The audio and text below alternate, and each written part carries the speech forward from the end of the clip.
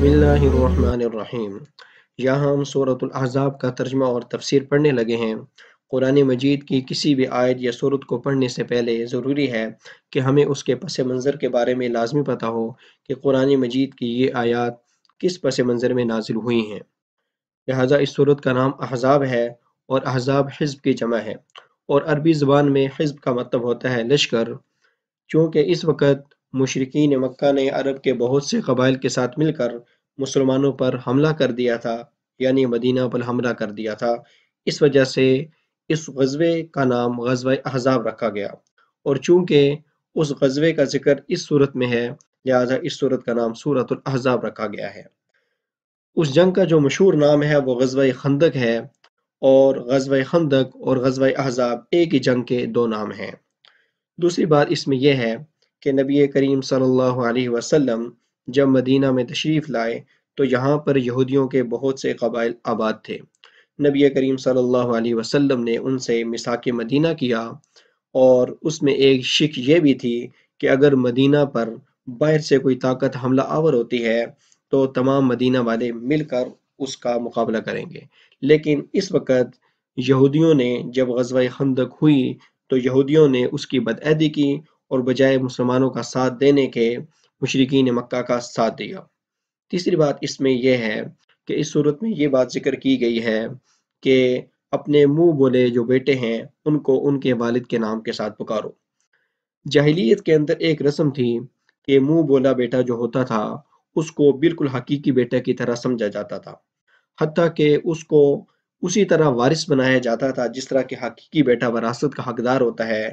اور منہ بولے بیٹے کی متعلقہ یا بیوہ یعنی اس کی طلاق یافتہ بیوی سے والد شادی نہیں کر سکتا تھا، اس کو اچھا نہیں سمجھا جاتا تھا۔ یہاں کچھ اس طرح واقع ہوا کہ نبی کریم صلی اللہ علیہ وسلم کے منہ بولے بیٹے تھے زید بن حارثہ، اور اس صورت کے نازل ہونے سے پہلے ان کو زید بن محمد کہہ کر پکارا جاتا تھا۔ جب یہ صورت نازل ہوئی تو اس کے بعد ان کو زید بن حارثہ کے نام سے پکارا جانے لگا۔ ان کی شادی نبی کریم صلی اللہ علیہ وسلم کی پھوپھی زاد بہن سے ہوئی تھی، حضرت زینب بنت جحش سے۔ تو نبی کریم صلی اللہ علیہ وسلم چونکہ جاہلیت کے رسموں کو توڑنے کے لیے تشریف لائے تھے، لہٰذا اللہ تبارک و تعالیٰ کے حکم سے آپ صلی اللہ علیہ وسلم نے حضرت زینب بن حارثہ کی متعلقہ زینب بنت جحش جو آپ کی پھوپھی زاد بہن سے ان سے شادی کر لی، تاکہ جاہلیت کی رسموں کا خاتمہ عملی طور پر ہو جائے۔ چوتھی بات اس میں یہ ہے کہ نبی کریم صلی اللہ علیہ وسلم کی ازواج مطہرات جو نبی کریم صلی اللہ علیہ وسلم کی بیویاں تھیں، انہوں نے ہر موقع پہ نبی کریم صلی اللہ علیہ وسلم کا ساتھ دیا۔ جب غزوات زیادہ ہوئے اور اسلام پھیلنے لگا تو مسلمانوں کے مالی حالات اچھے ہونے لگ گئے، اور نبی کریم صلی اللہ علیہ وسلم کے پاس جو بھی مال آتا آپ صلی اللہ علیہ وسلم صحابہ میں فوراً تقسیم کر دیتے۔ تو تمام ازواج مطہرات نے مل کر نبی کریم صلی اللہ علیہ وسلم سے اپنے نفقے کے بڑھانے کا مطالبہ کیا، لیکن اگرچہ یہ جو مطالبہ تھا یہ کسی طرح بھی ناجائز نہیں تھا، لیکن نبی کریم صلی اللہ علیہ وسلم کی ازواج مطہرات کے شایان شان یہ نہیں تھا کہ وہ دنیاوی زیب و زینت کا مطالبہ کرے، لہٰذا اللہ تبارک و تعالیٰ نے ازواج مطہرات کو دو اختیار دے دیے کہ یا تو نبی کریم صلی اللہ علیہ وسلم کو اختیار کر لو اور تمہیں نبی کریم صلی اللہ علیہ وسلم کی طرح فقر و فاقہ اور سادگی کی زندگی بسر کرنی ہوگی، اور یا پھر تم نبی کریم صلی اللہ علیہ وسلم سے علیحدہ ہو جاؤ اور تم دنیاوی زیب و زینت کو اختیار کر لو۔ تو پھر تمام کے تمام ازواج مطہرات نے نبی کریم صلی اللہ علیہ وسلم کو اختیار کر لیا اور دنیاوی زیب و زینت کو چھوڑ دیا۔ تو آئیے شروع کرتے ہیں اس کا ترجمہ۔ یا ایہا النبی اتق اللہ ولا تطع الکافرین والمنافقین، اے نبی تم اللہ تعالیٰ سے ڈرتے رہو، ولا تطع الکافرین والمنافقین، اور آپ کافر لوگوں کا اور منافق لوگوں کا کہا مت مانیں۔ ان اللہ کان علیما حکیما، بے شک اللہ تعالیٰ خوب جاننے والا ہے اور بہت زیادہ حکمت والا ہے۔ واتبع ما یوحی الیک من ربک، اور آپ اس چیز کی پیروی کریں جو آپ کے رب کی طرف سے آپ کی طرف وحی کیا گیا ہے۔ ان اللہ کان بما تعملون خبیرا، بے شک اللہ تعالیٰ اس پر خبر رکھے ہوئے ہے جو کچھ تم کرتے ہو۔ وتوکل علی اللہ، اور اللہ تعالیٰ پر بھروسہ کرو۔ وکفا باللہ وکیلا، بے شک اللہ تعالیٰ ہی کارساز کافی ہے۔ ما جعل اللہ لرجل من قلبین فی جوفی، اللہ تعالیٰ نے کسی بھی انسان کے جسم میں دو دل پیدا نہیں کیے۔ وما جعل ازواجکم اللائی تظاہرون منہن امہاتکم، اور نہ تمہاری بیویوں کو تمہاری مائیں بنایا ہے جن سے تم زہار کرتے ہو۔ پیچھے جو آیت گزری ہے اس کا مطلب یہ ہے کہ اللہ تعالیٰ نے کسی بھی انسان کے جسم میں دو دل پیدا نہیں کیے، یعنی یہ نہیں ہو سکتا کہ ایک ہی وقت میں بندہ اللہ تعالیٰ کو بھی مان رہا ہو اور مشرکین مکہ کے جو معبود ہیں ان کو بھی مان رہا ہو۔ لہٰذا یا تو اللہ تعالیٰ کی ماننی ہوگی یا اللہ تعالیٰ کے غیر کی ماننی ہوگی۔ اور دوسرا اس کا مطلب یہ ہے کہ تمہاری جو بیویاں ہیں یہ نہیں ہو سکتا کہ وہ تمہاری ماؤں کے برابر ہو جائیں۔ جاہلیت کے اندر ایک رسم تھی جس کو زہار کہا جاتا تھا۔ زہار کا مطلب یہ تھا کہ کوئی اپنی بیوی سے اس طرح کہتا تھا کہ تم میرے لیے میری ماں کی طرح ہو، اور پھر وہ ہمیشہ ہمیشہ کے لیے اس پر حرام ہو جاتی، پکی پکی طلاق واقع ہو جاتی، حتیٰ کہ وہ کسی دوسری جگہ بھی شادی نہیں کر سکتی تھی۔ اور دوسرا اس سے یہ مراد ہے، آگے ایک آیت آ رہی ہے کہ تمہارے منہ بولے بیٹوں کو تمہارا حقیقی بیٹا نہیں بنایا، یعنی یہ نہیں ہو سکتا کہ تمہارے حقیقی بیٹے اور تمہارے منہ بولے بیٹے برابر ہوں۔ وما جعل ازواجکم وما جعل ادعیاءکم ابناءکم، اور تمہارے منہ بولے بیٹوں کو تمہارے حقیقی بیٹے نہیں بنایا۔ ذالکم قولکم بافواہکم، یہ تمہارے منہ کی باتیں ہیں، یعنی اگر تم کسی کو اپنا بیٹا کہہ کر پکارتے ہو تو تمہارے کہنے سے وہ تمہارا حقیقی بیٹا نہیں بن جاتا اور تم اس سے اپنے حقیقی بیٹے والا سلوک نہیں کر سکتے۔ واللہ یقول الحق، اور اللہ تعالیٰ سچی بات کہتا ہے، وہو یہدی السبیل، اور وہی سیدھی راہ دکھلاتا ہے۔ ادعوہم لآبائہم هو اقسط عند اللہ، ان منہ بولے بیٹوں کو ان کے والد کے نام کے ساتھ پکارو، هو اقسط عند اللہ، یہی اللہ تعالیٰ کے نزدیک زیادہ انصاف پسند کی بات ہے۔ فَإِن لَّمْ تَعْلَمُوا آبَاءَهُمْ، اور اگر تمہیں ان کے والد کا نام پتہ نہ ہو، فَإِخْوَانُكُمْ فِي الدِّينِ، تو وہ تمہارے دین میں بھائی ہیں، وَمَوَالِيكُمْ، اور تمہارے دوست ہیں، وَلَيْسَ عَلَيْكُمْ جُنَاحٌ فِيمَا أَخْطَأْتُمْ بِهِ، اور تمہارے پر کوئی حرج نہیں ہے کہ جو تم اس سے پہلے غلطی کر چکے ہو، یعنی اگر تم اس سے پہلے پکارتے رہے ہو تو اس کا تمہیں گناہ نہیں ہوگا۔ ہاں البتہ جب یہ آیات نازل ہو گئی ہیں تو اب اس کے بعد کسی کے لیے جان بوجھ کر اس طرح کرنا جائز نہیں ہے۔ وَلَٰكِن مَّا تَعَمَّدَتْ قُلُوبُكُمْ، لیکن اس چیز پر تمہارا مواخذہ ہوگا، مَا تَعَمَّدَتْ قُلُوبُكُمْ، جس کو تمہارے دل جان بوجھ کر کریں، یعنی اگر جان بوجھ کر اس کے حقیقی والد کا نام نہیں پکارو گے، اس کے منہ بولے بیٹے کا جو والد ہے جو حقیقی والد نہیں ہے اس کا نام پکارو گے تو تمہارے پر پھر مواخذہ ہوگا۔ وَكَانَ اللَّهُ غَفُورًا رَحِيمًا، اور بے شک اللہ تعالیٰ بڑا بخشنے والا ہے، بڑا رحم کرنے والا ہے۔ النبی اولیٰ بالمؤمنین من انفسہم وازواجہ امہاتہم، نبی کریم صلی اللہ علیہ وسلم مومنوں کو ان کی جانوں سے بھی زیادہ حقدار ہے، ان کی جانوں سے بھی زیادہ آگے ہیں۔ وازواجہ امہاتہم، اور ان کی جو بیویاں ہیں وہ ان کی مائیں ہیں۔ اس آیت کا یہاں پر بتانے کا مقصد یہ ہے کہ اگرچہ نبی کریم صلی اللہ علیہ وسلم مومنوں کو بہت زیادہ محبوب ہیں،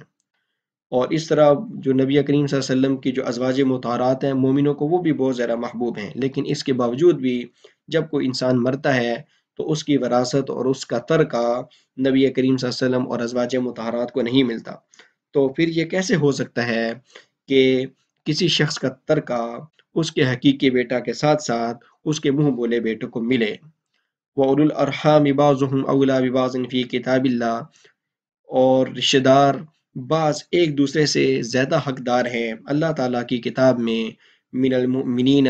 مومنوں سے، مسلمانوں سے، والمہاجرین، اور ہجرت کرنے والوں سے۔ اس آیت کا مطلب یہ ہے کہ رشتہ داروں جو ترکہ ہوگا، جو وراثت ہوگی، وہ رشتہ داروں ہی کو ملے گا۔ وہ مومنوں میں سے کسی کے قریب ہونے کی وجہ سے، کسی کے منہ بولے بیٹے ہونے کی وجہ سے، یا نبی ہونے کی وجہ سے، یا ازواج مطہرات ہونے کی وجہ سے کسی کی وراثت کسی کو نہیں ملے گی۔ إِلَّا أَن تَفْعَلُوا إِلَىٰ أَوْلِيَائِكُمْ مَعْرُوفًا، مگر یہ کہ تم اپنے دوستوں کے ساتھ کوئی نیکی کرنا چاہتے ہو،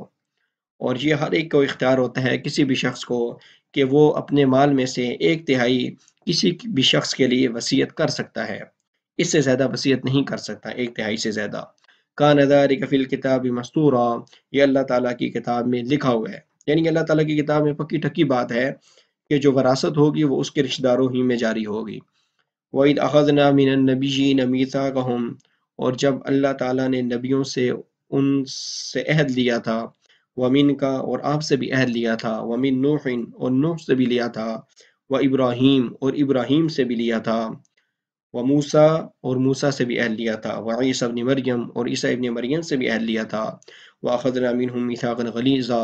اور ہم نے ان سے بہت پختہ عہد لیا تھا۔ یہ کیا عہد تھا؟ یہ عہد یہ تھا کہ تمام نبیوں سے اللہ تعالیٰ نے عہد لیا تھا کہ جو بھی اللہ تعالیٰ نے احکام دیے ہیں انہوں نے وہ لوگوں تک صحیح صحیح پہنچانے ہیں، اور اگر انہوں نے کوئی کمی کوتاہی کی تو پھر اللہ تعالیٰ کے ہاں ان کا مواخذہ ہوگا۔ لیسأل الصادقین عن صدقہم، تاکہ اللہ تعالیٰ سچے لوگوں سے ان کے سچ کے بارے میں پوچھے۔ وَأَعَدَّ لِلْكَافِرِينَ عَذَابًا أَلِيمًا، اور اللہ تعالیٰ نے کافر لوگوں کے لیے دردناک عذاب تیار کر رکھا ہے۔ تو یہ ہمارا ایک رکوع کمپلیٹ ہو گیا ہے۔ آپ سے گزارش ہے کہ اگر آپ نے ابھی تک ہمارے چینل کو سبسکرائب نہیں کیا تو جلدی سے ہمارے چینل کو سبسکرائب کر دیں تاکہ ہر نئی آنے والی ویڈیو آپ تک بآسانی پہنچ سکے۔ یہ سورۃ الاحزاب کا دوسرا رکوع ہے، اور اس رکوع کے اندر غزوہ احزاب یا غزوہ خندق کے حالات بیان کیے گئے ہیں کہ کس طرح مشرکین مکہ نے تمام کے تمام قبائل نے مل کر مسلمانوں پر حملہ کر دیا، اور مشرکین مکہ اور تمام جو قبائل تھی ان کی تعداد 12 سے 15,000 کے قریب بتائی گئی ہے، اور مسلمانوں کی جو اس وقت تعداد تھی وہ صرف 3,000 تھی۔ لہٰذا مسلمان جو ہے وہ بہت ذرا گھبرا گئے تھے اس جنگ کے وقت، لیکن اللہ تعالیٰ نے پھر بھی ان کے حوصلوں کو ثابت قدم رکھا اور غیبی مدد اور نصرت بھیجی، آندیاں بھیجیں، اور جس کی وجہ سے ان کی دیگیں الٹ گئیں، ان کی سواریاں بھی دکھنے لگیں، اور ایک مہینہ محاصرہ کرنے کے بعد وہ خود بخود یہاں سے بھاگ کر چلے گئے، اور مشرکین مکہ کو اس غزوہ میں شکست ہوئی اور مسلمانوں کو فتح ہوئی۔ تو اس رکوع کے اندر منافقین کے بھی حالات ذکر کیے گئے ہیں کہ منافقین نبی کریم صلی اللہ علیہ وسلم سے بار بار اجازت طلب کر رہے تھے کہ ہمارے گھر غیر محفوظ ہیں، لہٰذا جلدی سے ہمیں اجازت دیں کہ ہم یہاں پر بیٹھ کر محاصرہ نہیں کر سکتے، یعنی محاصرے کا مقابلہ نہیں کر سکتے، اور دوسروں کو بھی روکتے تھے اور کہا کرتے تھے کہیں تمہیں تیر نہ لگ جائے، کہیں تمہیں کوئی پتھر نہ لگ جائے۔ لہٰذا یہ جو خندق ہے، اور خندق کی جو لمبائی تھی وہ 3.5 میل تھی، اور اس کی چوڑائی اور گہرائی 5 گز تھی۔ تو یہ نبی کریم صلی اللہ علیہ وسلم اور صحابہ نے حضرت سلمان فارسی کے مشورے سے 6 دن کے اندر اندر بڑی جہاں قسم پرسی کی حالت میں خندق ہوتی تھی، اور 1 مہینے کا جو محاصرہ تھا اس میں مسلمان غم سے نڈال ہو گئے تھے، بھوک سے نڈال ہو گئے تھے، کیونکہ راشن مسلمانوں کے پاس ختم ہو گیا تھا، اور حتیٰ کہ ایک موقع ایسا آیا خندق کھودنے کے درمیان کہ نبی کریم صلی اللہ علیہ وسلم اور صحابہ نے اپنے پیٹ کے اوپر پتھر باندھے ہوئے تھے۔ تو چلیں شروع کرتے ہیں اس کا ترجمہ۔ یا ایھا الذین آمنوا اذکروا نعمت اللہ علیکم، اے ایمان والو تم اپنے اوپر اللہ تعالیٰ کی اس وقت کی نعمت کو یاد کرو، اذ جاءتکم جنودا، جب تمہارے پاس لشکر آ گئے تھے، یعنی تمہارے اوپر لشکروں نے حملہ کر دیا تھا۔ فارسلنا علیہم ریحا، تو ہم نے ان پر بھیجی ریحا، ہوا، آندھی، وجنودا لم تروها، اور ایسے لشکر بھیجے جن کو تم نے نہیں دیکھا تھا۔ تو اس کا پس منظر یہ ہے کہ 1 مہینہ کے محاصرے کے بعد اچانک رات کو ایک دن اتنی تیز ہوا چلی کہ جس کی وجہ سے ان کے خیمے اکھڑ گئے اور ان کی سواریاں بتکنے لگیں، اور انہوں نے جو ہنڈیاں جو تھیں ان کی دیگیں وغیرہ ان کی الٹ گئیں،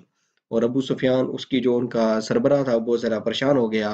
اور اس نے کہا کہ بھائی میں تو جا رہا ہوں، جس نے چلنا ہے میرے پیچھے پیچھے آ جائے، اور وہ میدان جنگ چھوڑ کر بھاگ گئے۔ وجنود لم تروا، اور ایسے لشکر جن کو تم نے نہیں دیکھا تھا، یعنی کہ اللہ تعالیٰ کی غیبی مدد اور نصرت۔ وکان اللہ بما تعملون بصیرا،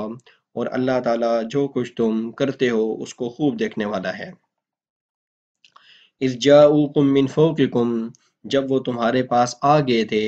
من فوقکم تمہارے اوپر سے، ومن اسفل منکم اور تمہارے نیچے سے۔ اوپر سے مراد یہ ہے کہ مشرکین مکہ اور ان کے تمام قبائل جن کی تعداد 12 سے 15,000 تھی۔ ومن اسفل منکم سے مراد یہ ہے یہودیوں کا وہ قبیلہ بنو قریظہ جو کہ مدینہ کے اندر رہتا تھا، اور اس نے مدینہ کے اندر رہتے ہوئے مسلمانوں سے بدعہدی کر دی اور مسلمانوں کی مدد کرنے سے انکار کر دیا تھا۔ وَإِذْ زَاغَتِ الْأَبْصَارُ وَبَلَغَتِ الْقُلُوبُ الْحَنَاجِرَ، اور مسلمان چونکہ اس ٹائم بہت زیادہ گھبرائے ہوئے تھے۔ وَإِذْ زَاغَتِ الْأَبْصَارُ، جب آنکھیں پھر گئیں، وَبَلَغَتِ الْقُلُوبُ الْحَنَاجِرَ، اور دل جو تھے وہ کلیجوں کو آ گئے، یعنی بہت زیادہ مسلمان پریشان ہو گئے تھے۔ وَتَظُنُّونَ بِاللَّهِ الظُّنُونَ، اور تم اللہ تعالیٰ سے طرح طرح گمان کرنے لگے۔ یعنی جب بندہ پریشان ہوتا ہے تو اس کے دل میں طرح طرح کے وساوس آتے ہیں، شیطان بھی اس کو بہکاتا ہے۔ هُنَالِكَ ابْتُلِيَ الْمُؤْمِنُونَ، یہاں پر مومنوں کی بڑی سخت آزمائش ہوئی۔ وَزُلْزِلُوا زِلْزَالًا شَدِيدًا، اور ان کو بڑا سخت ہلا دیا گیا۔ وَإِذْ يَقُولُ الْمُنَافِقُونَ وَالَّذِينَ فِي قُلُوبِهِم مَرَضٌ، اور جب منافق لوگ کہہ رہے تھے وَالَّذِينَ فِي قُلُوبِهِم مَرَضٌ، اور جن لوگوں کے دلوں میں بیماری تھی، مَا وَعَدَنَا اللَّهُ وَرَسُولُهُ إِلَّا غُرُورًا، کہ اللہ اور اس کے رسول نے ہم سے وعدہ نہیں کیا مگر دھوکے کا۔ اس کا پس منظر یہ ہے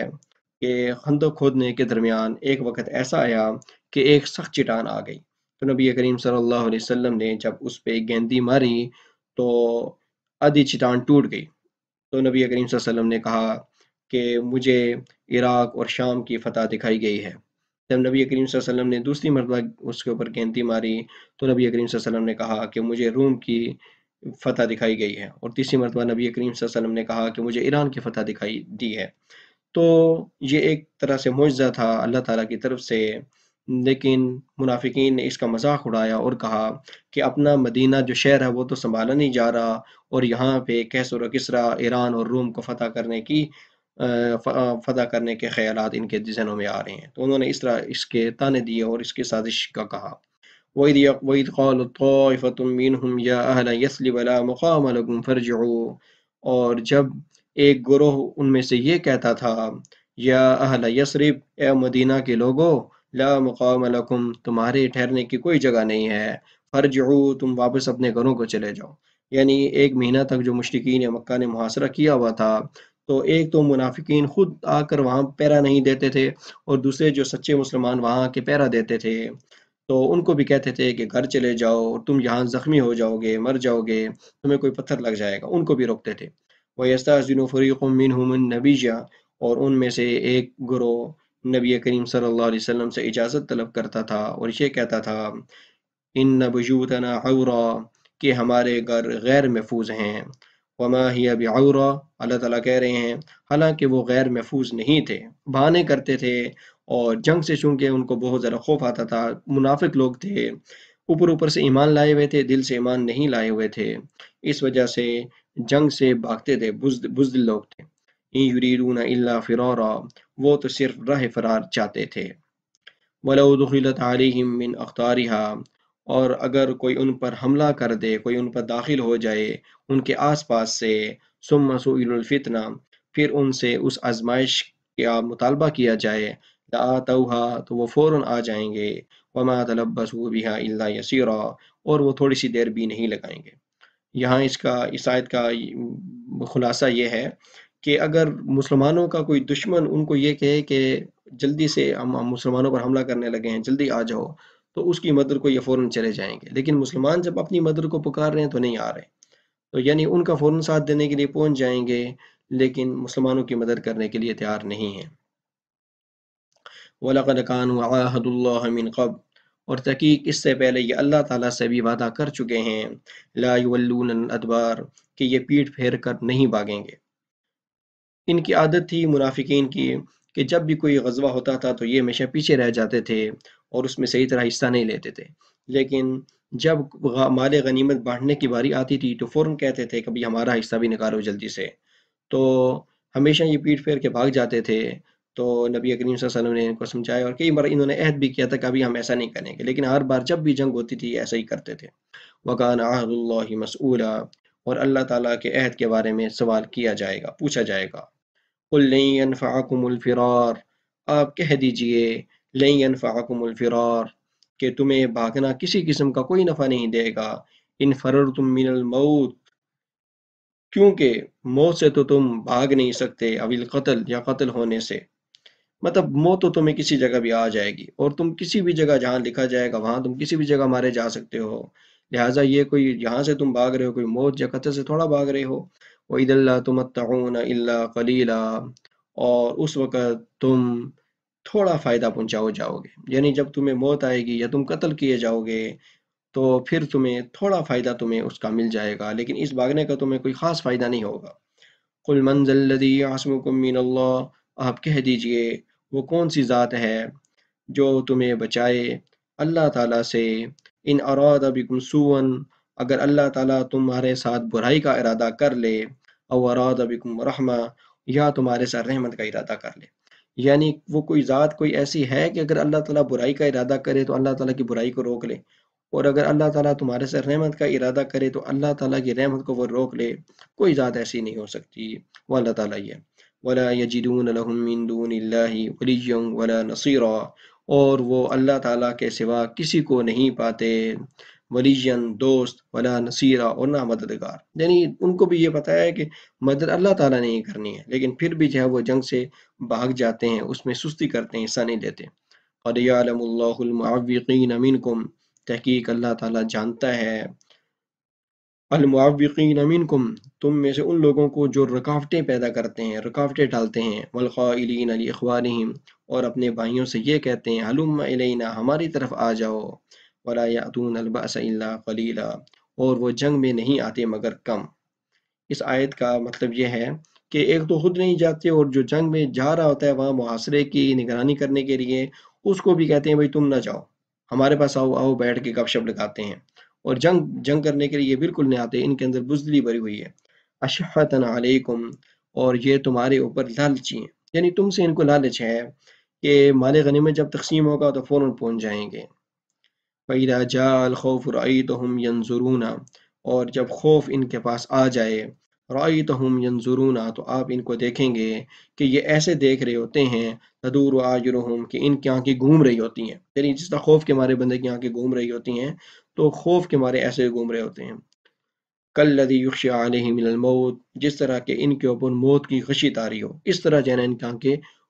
کی آنکھیں گھوم رہی ہوتی ہیں۔ فَإِذَا ذَهَبَ الْخَوْفُ، جب خوف چلا جائے، سَلَقُوكُم بِأَلْسِنَةٍ حِدَادٍ، تو یہ تم سے ملتے ہیں بِأَلْسِنَةٍ حِدَادٍ، تیز زبانوں کے ساتھ، یعنی جو ہی خوف چلا جائے تو فوراً آ کے کہیں کہ بھئی ہمارا حصہ نکالو، ہمارا مال غنیمت نکالو، ہم بھی جنگ میں تمہارے ساتھ شریک تھے۔ اشحۃ علی الخیر، اور یہ مال کے لالچی ہیں۔ اشحہ کا مطلب ہوتا ہے لالچی، حریص، علی الخیر کا مطلب ہے مال، مار پر یہ بہت زیادہ لالچی ہیں۔ اولئک لم یؤمنوا، یہ وہی لوگ ہیں جو حقیقی ایمان نہیں لے کر آئے۔ وَأَحْبَطَ اللَّهُ أَعْمَالَهُمْ، تو اللہ تعالیٰ نے ان کے، پہلی بات ہے ان کے اعمال ہے ہی نہیں، اگر چھوٹے موٹے لوگوں کو دکھانے کے لیے اعمال کرتے ہیں تو اللہ تعالیٰ نے ان کے وہ اعمال بھی ضائع کر دیے ہیں۔ وَكَانَ ذَلِكَ عَلَى اللَّهِ يَسِيرًا، اور بے شک اللہ تعالیٰ پر یہ بات زیادہ آسان ہے۔ يَحْسَبُونَ الْأَحْزَابَ لَمْ يَذْهَبُوا، وہ لشکروں کے بارے میں یہ گمان کرتے ہیں کہ وہ نہیں گئے۔ اس آیت کا مطلب یہ ہے کہ خوف اور سستی اور بزدلی ان کے اندر اتنی زیادہ ہے کہ جب لشکر چلے گئے ہیں تو پھر بھی جناب اپنے گھروں کے اندر وہ بیٹھے ہوئے ہیں، اور ان کو کہیں لگ رہا ہے کہ ابھی تک لشکر نہیں گئے۔ وَإِن يَأْتِ الْأَحْزَابُ يَوَدُّوا لَوْ أَنَّهُمْ، اور اگر یہ لشکر دوبارہ آ جائیں، یودو تو یہ اس بات کی خواہش کریں گے، لو انہم بادون فی الْأَعْرَابِ، کہ یہ کہیں جو ہے وہ دیہاتوں اور جنگلوں میں جا کر رہیں، یسألون عن انبائکم، اور وہاں سے یہ تمہاری خبریں معلوم کیا کریں، یعنی ان کو جنگ سے اتنا زیادہ ڈر لگتا ہے کہ اب اگر دوبارہ ان کو کہیں سے یہ خبر ملے کہ یہ لشکر دوبارہ حملہ کرنے لگا ہے مدینہ پر، تو یہ فوراً جو ہے نا ان کی خواہش ہوگی کہ ہم جو دیہاتوں میں جا کے اور دور دراز جنگلوں میں جا کر رہیں تاکہ ہمیں جنگ نہ کرنی پڑے۔ وَلَوْ كَانُوا فِيكُمْ مَا قَاتَلُوا إِلَّا قَلِيلًا، اور اگر یہ تمہارے درمیان میں ہوتے ہیں، ما قاتلوا، تو پھر بھی یہ قتال نہیں کرتے، الا قلیلا، مگر کم، یعنی ان کی عادت ایسی ہے کہ یہ بہت زیادہ بزدل ہیں، منافق ہیں، چونکہ اوپر سے ایمان لائے ہوئے ہیں، اور نبی کریم صلی اللہ علیہ وسلم کو پتہ بھی تھا کہ یہ بعض ان میں سے لوگ جو ہے منافق ہیں، لیکن پھر بھی نبی کریم صلی اللہ علیہ وسلم نے ان کو قتل کرنے کا حکم نہ دیا، ان کو مارنے کا حکم نہ دیا۔ یہ منافق لوگ تھے جو مدینہ میں رہتے تھے۔ تو یہ ہمارا دوسرا رکوع کمپلیٹ ہو گیا ہے۔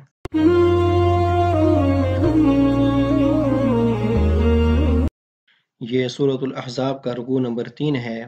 اس رکوع کے اندر اللہ تعالیٰ نے نبی کریم صلی اللہ علیہ وسلم کی سیرت پر عمل کرنے کی مسلمانوں کی تلقین کی ہے، اور اس میں کچھ سچے مسلمانوں کا ذکر ہے، اور رکوع کے آخر میں جو بنو قریظہ کے لوگ تھے جنہوں نے یہ بدعہدی کی تھی ان کے ساتھ کیا معاملہ ہوا وہ بھی بتایا ہے۔ لقد کان لکم فی رسول اللہ اسوۃ حسنہ، تحقیق تمہارے لیے نبی کریم صلی اللہ علیہ وسلم کی زندگی میں اسوۃ حسنہ بہترین نمونہ ہے، یعنی نبی کریم صلی اللہ علیہ وسلم کی زندگی پر عمل کرو۔ مسلمانوں کو یہ کہا جا رہا ہے، لمن کان یرجو اللہ والیوم الآخر، اس شخص کے لیے جو اللہ تعالیٰ سے ملنے کی امید رکھتا ہے، والیوم الآخر، اور آخرت کے دن پر امید رکھتا ہے، یعنی قیامت پر ایمان رکھتا ہے، وذکر اللہ کثیرا، اور اللہ تعالیٰ کا بہت زیادہ ذکر کرتا ہے۔ ولما رأى المؤمنون الأحزاب، اور جب مومن لوگوں نے لشکروں کو دیکھا، قالوا هذا ما وعدنا اللہ ورسولہ، تو وہ یہ کہنے لگے کہ یہ وہی ہے جس کا اللہ اور اس کے رسول نے ہم سے وعدہ کیا تھا۔ وصدق اللہ ورسولہ، اور اللہ اور اس کے رسول نے اپنے وعدے کو سچ کر دکھایا۔ یعنی جب مسلمانوں نے لشکروں کو دیکھا تو نبی کریم صلی اللہ علیہ وسلم کو وحی کے ذریعے پہلے سے بتلا دیا گیا تھا کہ اس طرح مشرکین مکہ لشکر لے کر ہے مدینہ پر حملہ کرنے والے ہیں، اور اسی وجہ سے نبی کریم صلی اللہ علیہ وسلم نے حضرت سلمان فارسی کے مشورے سے مدینہ کے گرد خندق کھودی تاکہ دشمن مدینہ کے اندر داخل نہ ہو سکے۔ تو جب مسلمانوں نے ان کو دیکھا تو انہوں نے کہا کہ اسی بات کا اللہ اور اس کے رسول نے ہمیں خبر دی تھی، اور یہ سچی خبر دی تھی۔ وما زادهم الا ایمانا و تسلیما، اور اس بات نے نہیں زیادہ کیا الا ایمانا و تسلیما، مگر ان کے اندر ایمان اور فرمانبرداری مزید زیادہ ہو گئی۔ من المؤمنین رجال، مسلمانوں میں سے کچھ ایسے مرد ہیں، صدقوا ما عاہد اللہ علیہ، کہ جنہوں نے سچ کر دکھایا ہے، ما عاہد اللہ علیہ، جس چیز کا انہوں نے اللہ سے وعدہ کیا تھا۔ یعنی کچھ لوگ ایسے تھے جنہوں نے اللہ تعالیٰ سے یہ عہد کیا ہوا تھا کہ جب بھی قربانی کا وقت آئے گا تو ہم لازمی قربانی دیں گے، حتیٰ کہ ہم اللہ تعالیٰ کے راستے میں شہید ہو جائیں گے، اور وہ پھر شہید بھی ہو گئے۔ اور بعض ایسے تھے جنہوں نے کہا ہوا تھا کہ ہم شہید ہو جائیں گے، لیکن ان کو شہادت کی ابھی تک نوبت نہیں ملی تھی۔ فَمِنْهُمْ مَنْ قَضَى نَحْبًا، تو ان میں سے کچھ ایسے لوگ ہیں جو اپنی نظر پوری کر چکے ہیں، یعنی ان کو اللہ تعالیٰ نے شہادت کے رتبے پر فائز کر دیا ہے۔ وَمِنْهُمْ مَنْ يَنْتَظِرُ، اور کچھ ایسے ہیں جو ابھی تک انتظار کر رہے ہیں، یعنی انہوں نے بھی پکا سچا ارادہ کیا ہوا ہے، لیکن اللہ تعالیٰ نے ابھی تک ان کو شہادت کے رتبے پر فائز نہیں کیا۔ وَمَا بَدَّلُوا تَبْدِيلًا، اور انہوں نے اپنے عہد سے ذرا بھی روگردانی نہیں کی، یعنی انہوں نے جو عہد کیا تھا یہ نہیں ہوا کہ جنگ جب شروع ہوئی تو بھاگ گئے، بلکہ اسی طرح لڑتے رہے اور اللہ تعالیٰ کے راستے میں شہید ہو گئے۔ یجزی اللہ الصادقین بصدقہم، تاکہ اللہ تعالیٰ بدلہ دے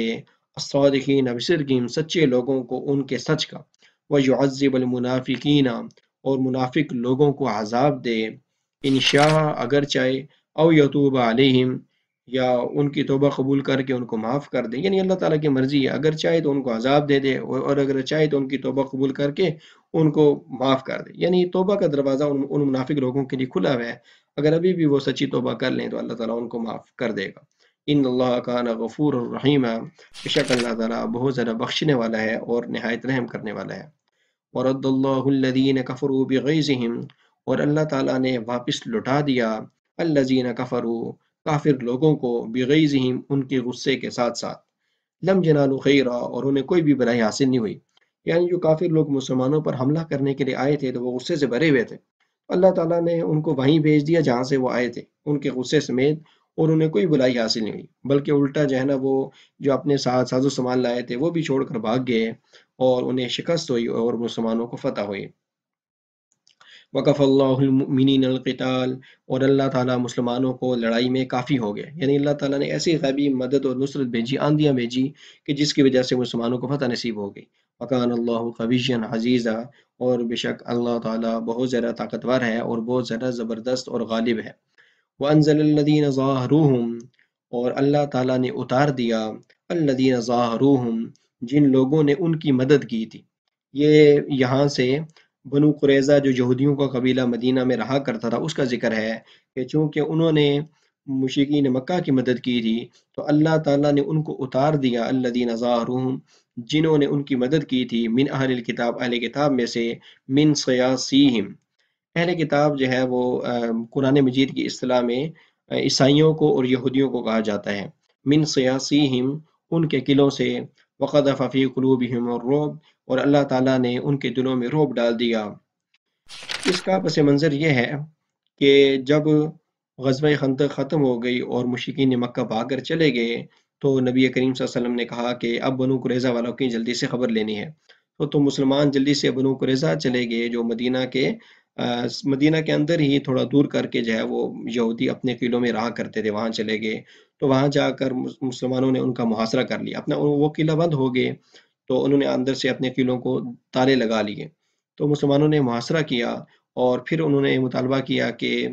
سعد بن معاذ جو ہے جو فیصلہ کریں گے ہمیں وہ قبول ہوگا، تو نبی کریم صلی اللہ علیہ وسلم نے سعد بن معاذ سے کہا تو انہوں نے یہ فیصلہ کیا کہ ان کے لڑائی لڑنے والے جو بالغ مرد ہیں ان کو قتل کر دیا جائے، اور جو بچے ہیں اور عورتیں ہیں ان کو غلام بنا لیا جائے، چنانچہ ان کے جو لڑائی لڑنے والے نوجوان اور جو بڑے مرد تھے ان کو قتل کر دیا گیا، اور ان کے جو بچے اور عورتیں تھے انہیں غلام بنا لیا گیا، اور ان کا جو مال و دولت تھا وہ مسلمانوں میں تقسیم کر دیا گیا۔ فریقاً تقتلون، ایک گروہ کو، چنانچہ ایک گروہ کو تم قتل کر رہے تھے، وتأسرون فریقا، اور ایک گروہ کو تم قیدی بنا رہے تھے، جو اسی کا ذکر ہے کہ ان کے بڑوں کو جنہیں قتل کر دیا گیا اور ان کے بچوں اور عورتوں کو قیدی بنا لیا گیا۔ وَأَوْرَثَكُمْ أَرْضَهُمْ وَدِيَارَهُمْ وَأَمْوَالَهُمْ، اور اللہ تعالیٰ نے تمہیں وارث بنا دیا ان کی زمین کا، وَدِيَارَهُمْ، ان کے گھروں کا، وَأَمْوَالَهُمْ، اور ان کے مالوں کا، یعنی ان کی جتنی بھی چیزیں تھیں، ساز و سامان، وہ سب کا سب مسلمانوں میں تقسیم کر دیا گیا۔ وَأَرْضًا لَمْ تَطَئُوهَا، اور ایک ایسی زمین کا بھی وارث بنا دیا جہاں پر ابھی تک تم نے قدم نہیں رکھے۔ یہ اس بات کی طرف اشارہ ہے کہ یہودیوں کے کچھ قبائل خیبر میں رہتے تھے جو مدینہ سے کچھ میل کے فاصلے پر تھا، تو اللہ تعالیٰ نے یہ پہلے سے خوشخبری دے دی کہ 1-2 سال کے اندر مسلمان وہاں حملہ کریں گے اور خیبر فتح ہو جائے گا، اور وہاں کی جو زمینیں ہیں، وہاں کے جو مال و دولت زرعی زمینیں ہیں، وہ نبی کریم صلی اللہ علیہ وسلم اور صحابہ مسلمانوں کے قبضے میں آ جائیں گی، تو یہ پہلے سے خوشخبری دے دی گئی۔ اور 1-2 سال کے بعد اسی طرح ہوا کہ مسلمانوں نے حملہ کیا خیبر پر، اور وہاں ان کی جو زمینیں شینیں تھیں وہ ساری کی ساری مسلمانوں کے قبضے میں آ گئیں۔ وَكَانَ اللَّهُ عَلَىٰ كُلِّ شَيْءٍ قَدِيرًا، اور بے شک اللہ تعالیٰ ہر چیز پر قادر ہے۔ تو یہ ہمارا تیسرا رکوع کمپلیٹ ہوا چاہتا ہے۔ سورۃ الاحزاب کا رکوع نمبر 4 ہے، اور اس رکوع کے اندر نبی کریم صلی اللہ علیہ وسلم کی ازواج مطہرات کا ذکر ہے۔ پہلے یہ بات گزر چکی ہے کہ جب مسلمانوں کے حالات تھوڑے اچھے ہو گئے تو نبی کریم صلی اللہ علیہ وسلم کی ازواج نے مطالبہ کیا کہ ہمارے نان نفقے میں بڑھوتری اور اضافہ کیا جائے، تو اگرچہ یہ مطالبہ ناجائز نہیں تھا لیکن نبی کریم صلی اللہ علیہ وسلم کی ازواج مطہرات کے سیان شان نہیں تھا، اس وجہ سے اللہ تعالیٰ نے تنبیہ فرمائی اور کہا کہ یا تو تم نبی کریم صلی اللہ علیہ وسلم کو اختیار کر لو یا پھر دنیاوی زیب و زینت کو اختیار کر لو۔ تو تمام کی تمام جو ازواج مطہرات تھیں انہوں نے نبی کریم صلی اللہ علیہ وسلم کو اختیار کر لیا اور سادگی کے ساتھ زندگی بسر کرنے کا ارادہ کر لیا، اور آگے اللہ تعالیٰ نے انہی کے بارے میں مزید ذکر کیا ہے کہ اگر گناہ کریں گی تو ان کو ڈبل گناہ ملے گا، اور اگر کوئی نیکی کا کام کریں گی تو ان کو ڈبل ثواب ملے گا۔ تو ان کے بارے میں آگے کچھ احکام ہیں جو ان کے ساتھ خاص نہیں ہیں بلکہ ان کو کہہ کر تمام مسلمان عورتوں کو اس بات کی تلقین کی گئی ہے۔ یا ایھا النبی قل لازواجک، اے نبی آپ اپنی بیویوں سے کہہ دیجئے، ان کنتن تریدن الحیات الدنیا، کہ اگر تم دنیاوی زندگی چاہتی ہو، وزینتہا، اور اس کی زیب و زینت چاہتی ہو، فتعالینا، تو تم آ جاؤ، امتعکن، میں تمہیں تھوڑا سامان دے دیتا ہوں، واسرحکن سراحا جمیلا، اور میں تمہیں اچھے طریقے سے رخصت کر دیتا ہوں۔ یعنی اگر تم میرے ساتھ نہیں رہنا چاہتی تو میں تمہیں پھر طلاق دے دیتا ہوں، اور تمہیں جو ہے جس طرح دوسرے لوگ امیر ہو رہے ہیں تمہیں بھی اس طرح مال و دولت مل جائے گا۔ وَإِن كُنتُنَّ تُرِدْنَ اللَّهَ وَرَسُولَهُ، اور اگر تم اللہ کو چاہتی ہو،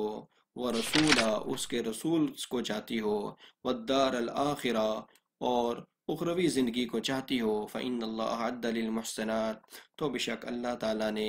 نیکی کرنے والیوں کے لیے تیار کر رکھے ہیں منکن اجر عظیما، بڑا اجر، یعنی جنت میں ان کے لیے بڑا اجر اللہ تعالیٰ نے تیار کر رکھا ہے۔ تو پھر جو جب یہ دو اختیار دیے گئے نبی کریم صلی اللہ علیہ وسلم کی ازواج کو، تو تمام کے تمام جو تھی انہوں نے نبی کریم صلی اللہ علیہ وسلم اور اللہ تعالیٰ اور اخروی زندگی کو اختیار کر لیا اور دنیاوی زیب و زینت کو چھوڑ دیا۔ یا نساء النبی من یأت منکن بفاحشۃ مبینہ، اے نبی صلی اللہ علیہ وسلم کی بیویوں، من یأت منکن بفاحشۃ مبینہ، جو تم میں سے کھلی برائی کا یا کھلی فحاشی کا ارتکاب کرے گی، یضاعف لها العذاب ضعفین، تو ہم اس کو اس کا عذاب دگنا دیں گے، یعنی اگر گناہ کا کام کریں گی تو تب بھی ان کو دگنا گناہ ملے گا، اور نیکی کا کام کریں گی تو آگے آ رہا ہے کہ اس کا ڈبل اجر ملے گا۔ وَكَانَ ذَلِكَ عَلَى اللَّهِ يَسِيرًا، اور یہ بات اللہ تعالیٰ پر زیادہ آسان ہے۔ اور اب یہاں سے 22واں سپارہ شروع ہو رہا ہے، اور آگے انہی کو خطاب ہے نبی کریم صلی اللہ علیہ وسلم کی بیویوں کو۔ وَمَن يَقْنُتْ مِنكُنَّ لِلَّهِ وَرَسُولِهِ، اور جو تم میں سے فرما برداری کرے گی اللہ اور اس کے رسول کی، وَتَعْمَلْ صَالِحًا، اور نیک اعمال کرے گی، نُؤْتِهَا أَجْرَهَا مرتين، تو ہم اس کو اس کا اجر 2 مرتبہ دیں گے، یعنی دگنا اجر دیں گے۔ نیکی کریں گی تب بھی 2 گنا اجر ملے گا، اور برائی کریں گی تو تب بھی ان کو ڈبل اس کی سزا ملے گی، کیونکہ درجات ان کے بلند ہیں۔ وَأَعْتَدْنَا لَهَا رِزْقًا كَرِيمًا، اور اللہ تعالیٰ نے ان کے لیے اچھا رزق تیار کر رکھا ہے، یعنی جنت میں اللہ تعالیٰ نے ان کے لیے بڑا پاکیزہ اور اچھا رزق تیار کر رکھا ہے۔ یا نساء النبی لستن کاحد من النساء، اے نبی کی بیویوں، تم عام عورتوں کی طرح نہیں ہو، تم عام عورتوں میں سے کسی کی طرح نہیں ہو۔ ان اتقیتن، اور اگر تم تقوی اختیار کرو گی، فلا تخضعن بالقول، یعنی اگر تم تقوی اختیار کرنا چاہتی ہو، فلا تخضعن بالقول، تو تم نرم بات میں نرمی نہ دکھاؤ، بات میں نرمی نہ دکھاؤ، بلکہ اصول کے مطابق بات کرو۔ فَيَطْمَعَ الَّذِي فِي قَلْبِهِ مَرَضٌ، کیونکہ جس شخص کے دل میں بیماری ہوگی وہ طمع اور لالچ کرنے لگے گا، وہ دل کو مائل کرنے لگے گا، لہٰذا تم نے گفتگو میں انتہائی درجے کی نرمی اختیار نہیں کرنی، بلکہ کسی کو اگر بات شیئر کرنے کا موقع آ جائے تو پھیکے انداز میں اس کو جواب دینا ہے، بد اخلاقی بھی نہ ہو اور گستاخی بھی نہ ہو، لیکن اتنا جو ہے نا پیار و محبت سے جواب نہیں دینا کہ وہ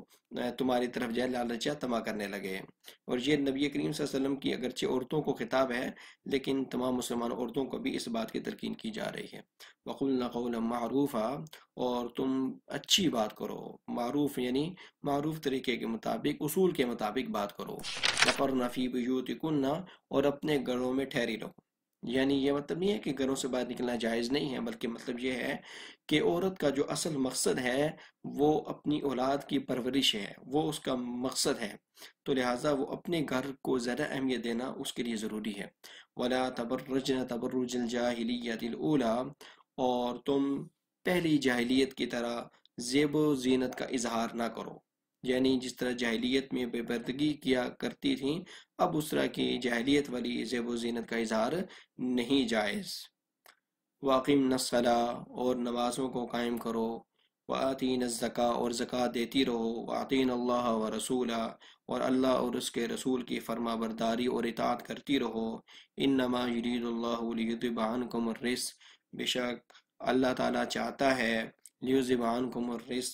کہ تاکہ تم سے گندگی کو دور کر دے، اہل البیت، تمام اہل بیت سے، وَيُطَهِّرَكُمْ تَطْهِيرًا، اور تمہیں بالکل پاک کر دے۔ اہل بیت کے اندر نبی کریم صلی اللہ علیہ وسلم کے ازواج مطہرات اور نبی کریم صلی اللہ علیہ وسلم کی جو اولاد ہے وہ داخل ہے،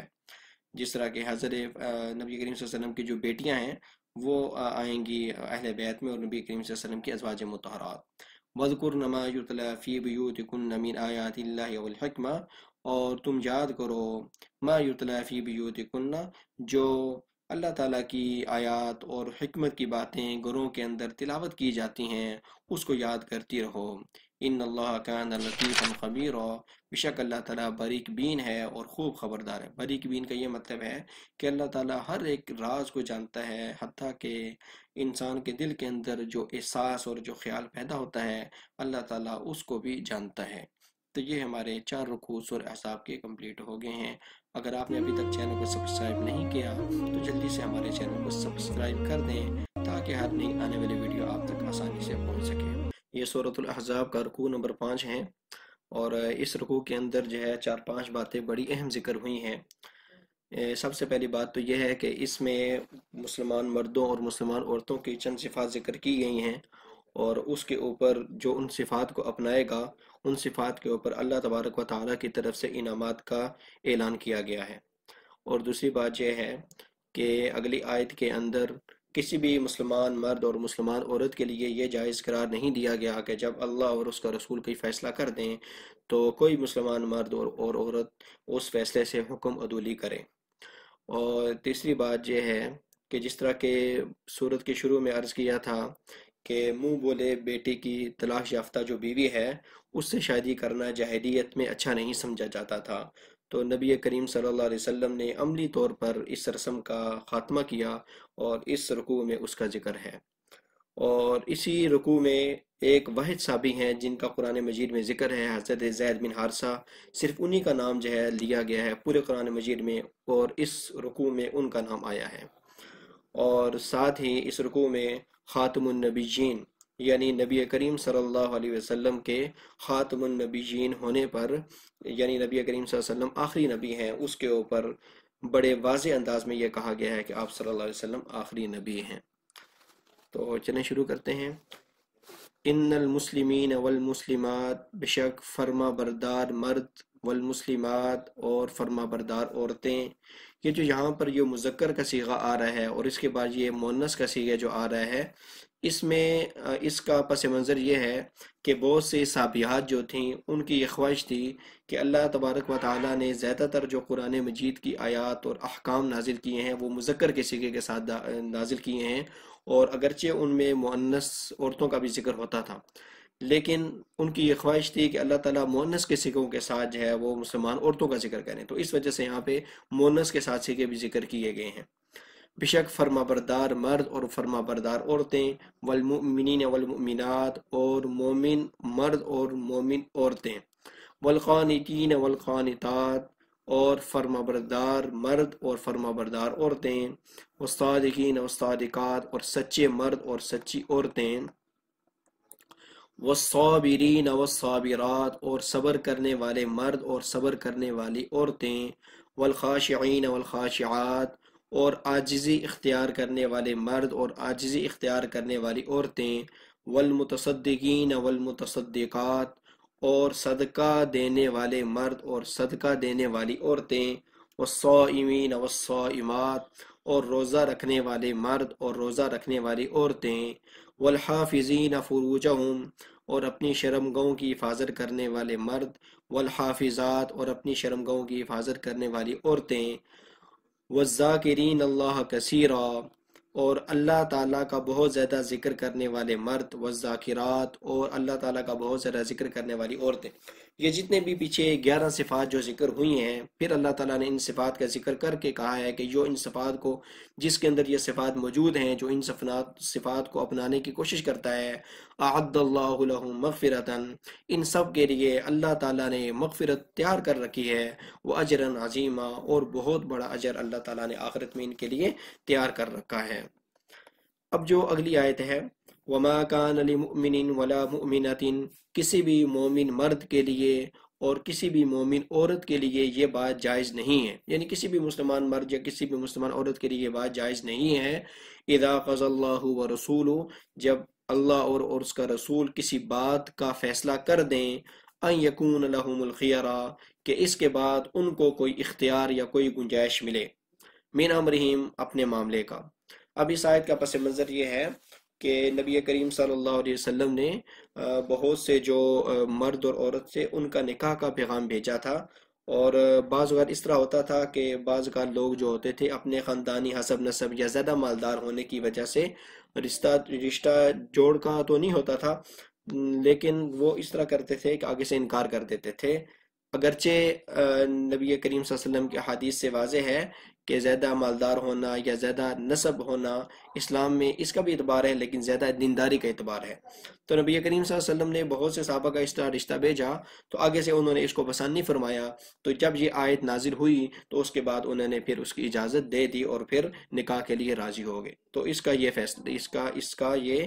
پس منظر ہے۔ اور اسی میں جو ہے نا نبی کریم صلی اللہ علیہ وسلم کے منہ بولے بیٹے تھے حضرت زید بن حارثہ، انہوں نے اپنی پھوپھی زاد بہن کے پاس نکاح کا پیغام بھیجا تھا، اور شروع میں انہوں نے بھی خاندانی حسب نسب قریش کا کہہ کر آگے سے کوئی اچھا اس کو محسوس نہیں کیا، لیکن جب یہ آیات نازل ہوئیں تو پھر انہوں نے نکاح پر کرنے پر وہ راضی ہو گئے۔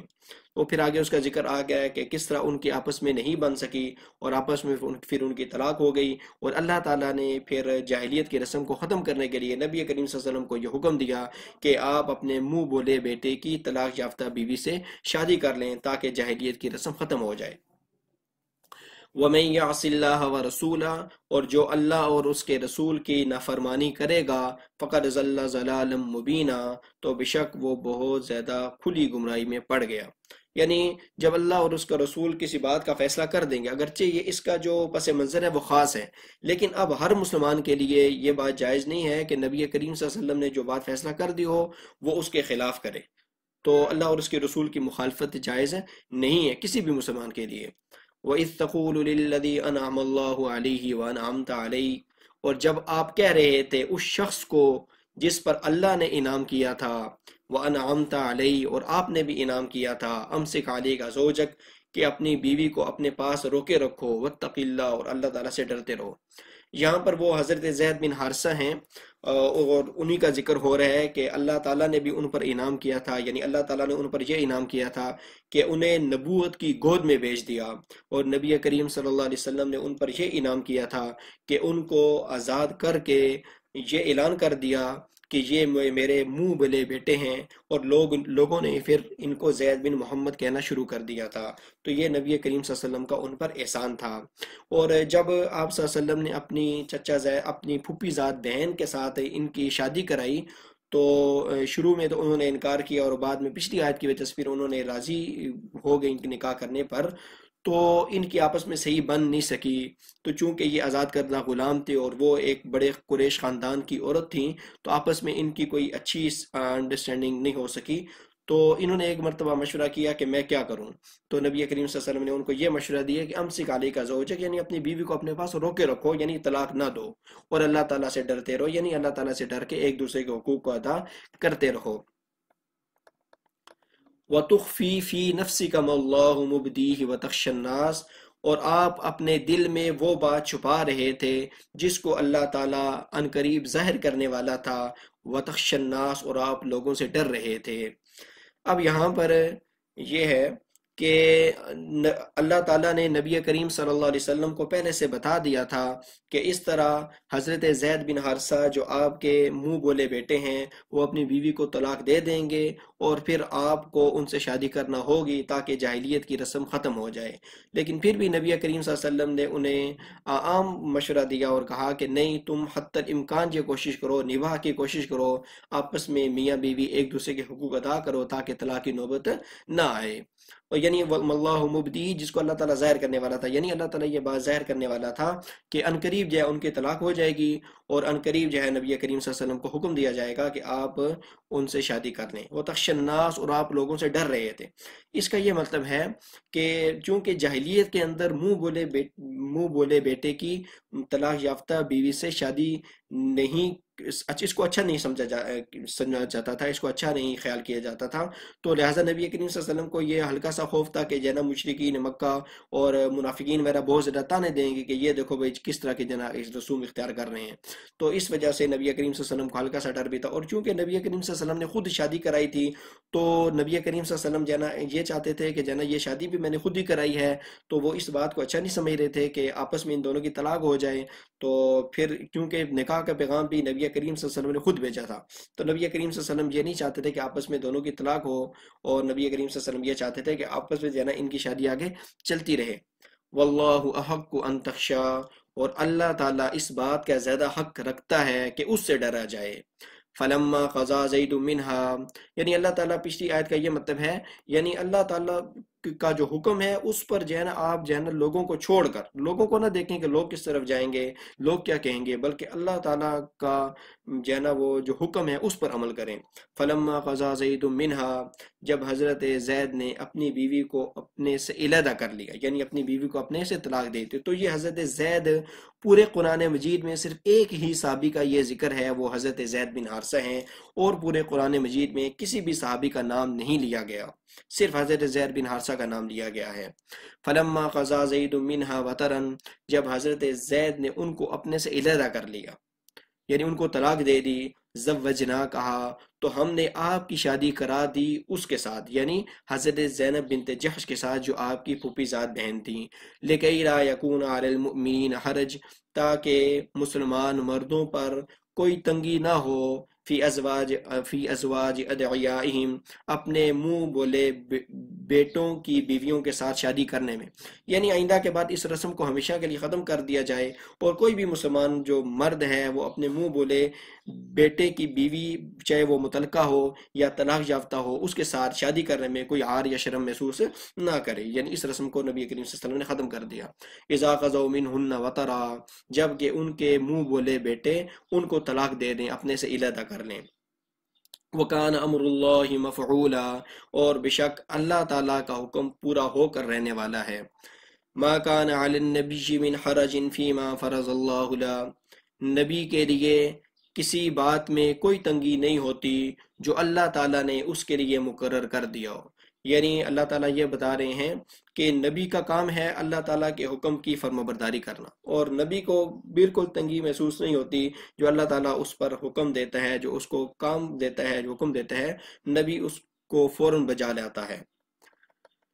سنت اللہ فی الذین خلو من قبل، یہی اللہ تعالیٰ کا طریقہ ہے پہلے لوگوں میں بھی جو گزر چکا ہے، یعنی یہی طریقہ تمام انبیاء نے اس کو اپنایا ہے کہ جب بھی اللہ تعالیٰ نے کوئی حکم دیا ہے تمام انبیاء نے اس کو فوراً بجا لایا ہے۔ وکان امر اللہ قدرا مقدورا، اور اللہ تعالیٰ کا جو حکم ہے وہ پہلے سے طے کیا ہوا ہے، اس کا اندازہ پہلے سے کر لیا گیا ہے۔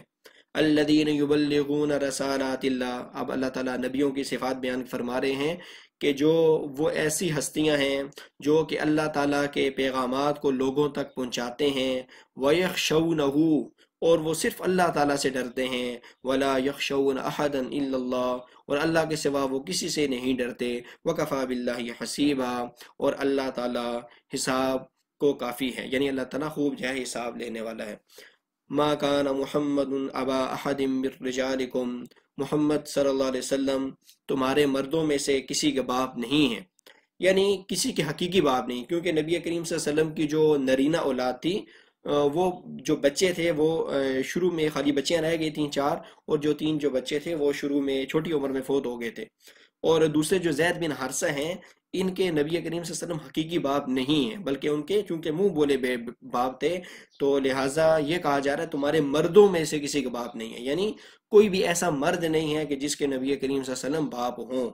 وَلَٰكِن رسول اللہ وخاتم النبیین، لیکن اللہ کے رسول ہیں، وخاتم النبیین، اور نبیوں کے خاتم ہیں، یعنی خاتم النبیین ہے، آخری نبی ہیں، اور آپ صلی اللہ علیہ وسلم کے بعد اب کوئی بھی نبی نہیں آئے گا، جو کوئی آخری نبی ہونے کا دعویٰ بھی کرے اس کو جھوٹا تصور کیا جائے گا۔ وَكَانَ اللَّهُ بِكُلِّ شَيْءٍ عَلِيمًا، تو یہ وہ آیت ہے جس میں نبی کریم صلی اللہ علیہ وسلم کے خاتم النبیین ہونے کا واضح طور پر اعلان کر دیا گیا ہے کہ آپ نبی کریم صلی اللہ علیہ وسلم کے بعد کوئی نبی نہیں آئے گا۔ وَكَانَ اللَّهُ بِكُلِّ شَيْءٍ عَلِيمًا، اور بے شک اللہ تعالیٰ ہر چیز کو جاننے والا ہے۔ تو یہ ہمارا رکوع نمبر 5 ہے، مکمل ہوگا۔ یہ سورۃ الاحزاب کا رکوع نمبر 6 ہے، اور اس رکوع میں نبی کریم صلی اللہ علیہ وسلم کے بعض خصوصی احکام جو عام مسلمانوں پر لاگو نہیں ہوتے وہ احکام بیان ہوئے ہیں، اور ساتھ ہی نبی کریم صلی اللہ علیہ وسلم کی جو بیویاں ہیں ان کے بارے میں کچھ باتیں نازل ہوئی ہیں۔ یا ایھا الذین آمنوا اذکروا اللہ ذکرا کثیرا، اے مسلمانوں اذکروا اللہ ذکرا کثیرا، تم اللہ تعالیٰ کا خوب ذکر کیا کرو۔ وسبحوہ بکرۃ واصیلا، اور تم اس کی تسبیح بیان کرو، بکرۃ واصیلا، صبح اور شام۔ تسبیح سے مراد یہ جو تسبیحات وغیرہ ہوتی ہیں، تیسرا کلمہ ہو گیا، اور اس طرح اور جو تسبیحات جو منقول ہیں علماء سے جیسا سبحان اللہ، الحمدللہ، اللہ اکبر، اور تیسرا کلمہ میں یہ ساری آ جاتی ہیں، تسبیحات سے یہ مراد ہے۔ هو الذی یصلی علیکم وملائکتہ لیخرجکم من الظلمات الی النور، وہی وہ ذات ہے یصلی علیکم جو تم پر رحمتیں بیچتی ہے، یعنی اللہ تعالیٰ تم پر رحمتیں بیچتی ہے، وملائکتہ اور اس کے جو فرشتے ہیں وہ بھی، لیخرجکم من الظلمات الی النور، اور تاکہ تم مسلمانوں کو وہ نکال دے، من الظلمات الی النور اندھیروں سے روشنی کی طرف، وَكَانَ بِالْمُؤْمِنِينَ رَحِيمًا اور بے شک اللہ تعالیٰ بہت زیادہ رحم کرنے والا ہے۔ تحیتہم یوم یلقونہ سلام، جس دن مسلمان وہ سب آپس میں ملیں گے تو ان کا جو آپس میں ملنا ہوگا، ان کی جو دعا ہوگی وہ سلام ہوگا۔ وَعَدَّ لَهُمْ أَجْرًا كَرِيمًا اور اللہ تعالیٰ نے ان کے لیے بہت زیادہ پاکیزہ اور عزت دینے والا رزق تیار کر رکھا ہے۔ یا ایہا النبی انا ارسلناک شاہدا، اے نبی صلی اللہ علیہ وسلم، انا ارسلناک بے شک ہم نے آپ کو بنا کر بھیجا ہے، شاہدن گواہ، ومبشرا اور خوشخبری سنانے والا، ونذیرا اور ڈرانے والا، وداعیا الی اللہ باذنہ اور اللہ تعالیٰ کی طرف اس کے حکم سے بلانے والا، وسراجا منیرا اور روشن چراغ بنا کر بھیجا ہے۔ وبشر المؤمنین اور آپ مسلمانوں کو خوشخبری دے دیجئے، بِأَنَّ لَهُم مِّنَ اللَّهِ فَضْلًا كَبِيرًا کہ اللہ تعالیٰ کی طرف سے ان کے لیے بہت زیادہ فضل ہے۔ وَلَا تُطِعِ الْكَافِرِينَ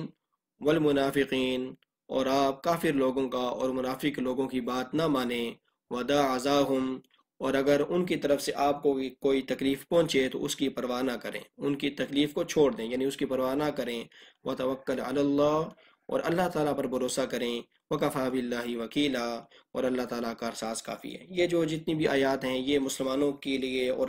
نبی کریم صلی اللہ علیہ وسلم اور مسلمانوں کی تسلی کے لیے ہیں۔ یا ایھا الذین آمنوا اے ایمان والو، اذا نکحتم المؤمنات ثم طلقتموہن جب تم نکاح کرو مومن عورتوں سے پھر تم ان کو طلاق دے دو، من قبل ان تمسوہن ان کو چھونے سے پہلے، یعنی ان کو ان کے ساتھ خلوت اختیار کرنے سے پہلے طلاق دے دو، فما لکم علیہن من عدت تو تمہارے اوپر ان کی کوئی بھی عدت نہیں ہوگی، تعتدونہا جس کو تم شمار کرو۔ اب یہاں پہ عدت اور مہر کے بارے میں 3-4 باتیں ذہن میں رکھنی چاہیے کہ اگر نکاح ہوا ہے اور نکاح جو ہے نا بریک ہو گیا ہے، یعنی وہ رخصتی نہیں ہوئی، تو پھر جو ہے نا وہ شوہر کو آدھا مہر دینا ہوگا اور عورت کے ذمے کوئی عدت نہیں ہوگی۔ اور دوسری صورت اس میں یہ ہے کہ نکاح ہوا ہے، رخصتی بھی ہوئی ہے اور آپس میں خلوت بھی اختیار کی ہے، تو اس صورت میں شوہر کے ذمے پورا مہر جو ہے دینا ہوگا اگر طلاق دے دی ہے۔ اور تیسری صورت یہ ہے کہ اگر جو ہے عورت جو ہے نا خود جو ہے نا وہ خلا لے لیتی ہے اور اسے اس صورت میں پھر تمام کا تمام مہر جو ہے وہ شوہر کو واپس کرنا ہوگا جو کہ شوہر نے دیا ہوگا۔ تو یہ جو ہے نا وہ 3-4 صورتیں یاد رکھنی چاہیے، بڑی اہم ہیں۔ فما لکم علیہن من عدت تعتدونہا فمتعوہن وسرحوہن سراحا جمیلا چنانچہ تم ان کو فائدہ پہنچاؤ۔ علماء نے لکھا ہے کہ اگر جو ہے نا نکاح بریک ہو جائے، یعنی رخصتی ہونے سے پہلے اگر جو ہے نا طلاق کی نوبت آ جائے تو اس صورت میں ان کو نفع دو۔ نفع دینے سے مراد علماء نے لکھا ہے کہ ایک جوڑا ان کو آدھا مہر تو دینا ہی ہے، آدھے مہر کے ساتھ ساتھ ان کو ایک جوڑا بھی کپڑوں کا سوٹ بھی ایک ان کو دے دو، یہ ان کا تحفہ ایک ہو جائے گا۔ وسرحوہن سراحا جمیلا اور ان کو اچھی طرح رخصت کر دو، یعنی اگر طلاق کی نوبت بھی آ جائے، اب آپس میں نباہ نہ ہو سکے تو اچھی طرح رخصت معاملات کو علیحدہ کر لینا چاہیے، بجائے اس کے کہ آپس میں لڑائی جھگڑا کیا جائے۔ یا ایھا النبی انا احللنا لک، اب یہاں سے نبی کریم صلی اللہ علیہ وسلم کے کچھ خصوصی احکام ہیں جو عام مسلمانوں پر لاگو نہیں ہوتے، وہ بیان کیے جا رہے ہیں۔ یا ایھا النبی انا احللنا لک، اے نبی ہم نے آپ کے لیے حلال کر دی ہیں، ازواجک اللاتی آپ کی وہ بیویاں، اللاتی آتیت اجورہن کہ جن کو آپ نے ان کا مہر ادا کر دیا ہے، وہ بھی آپ کے لیے حلال ہیں۔ وما ملکت یمینک اور جو آپ کی ملکیت میں ہیں، یعنی پہلے زمانے میں چونکہ غلام باندیاں ہوتی تھی، آج کل باندیوں کا دور نہیں ہے، تو اسی طرح جس طرح بندہ اپنی بیویوں سے نفع اٹھا سکتا ہے تو اپنی جو ہے نا وہ باندیوں سے بھی اس زمانے میں نفع اٹھا سکتے تھے۔ مما افاء اللہ علیک جو کہ آپ اللہ تعالیٰ نے آپ کو مال غنیمت میں سے باندیاں دی ہیں، یعنی ان سے بھی آپ نفع اٹھا سکتے ہیں۔ وہ بنات عمک، اور اپنے چچا کی بیٹیاں، ان سے بھی آپ شادی کر کے ان سے بھی شادی کر سکتے ہیں۔ وہ بنات عماتک، اپنی پھوپھی کی بیٹیوں سے بھی شادی کر سکتے ہیں۔ وہ بنات خالق، یہ نبی صلی اللہ علیہ وسلم کے خصوصی کچھ احکام بیان ہو رہے ہیں۔ وہ بنات خالق، اور اپنی ماموں کی بیٹیوں سے بھی آپ نکاح کر سکتے ہیں۔ وہ بنات خالاتک، اور اپنی خالہ کی بیٹیوں سے بھی آپ نکاح کر سکتے ہیں۔ اللہ ہاجر معک، جنہوں نے آپ کے ساتھ ہجرت کی ہے۔ یہاں پر یہ بات یاد رکھنی چاہیے کہ نبی کریم صلی اللہ علیہ وسلم کے لیے خالی یہ جو چار جو رشتے بیان ہوئے ہیں اور جو آپ صلی اللہ علیہ وسلم کی بیویاں ہیں،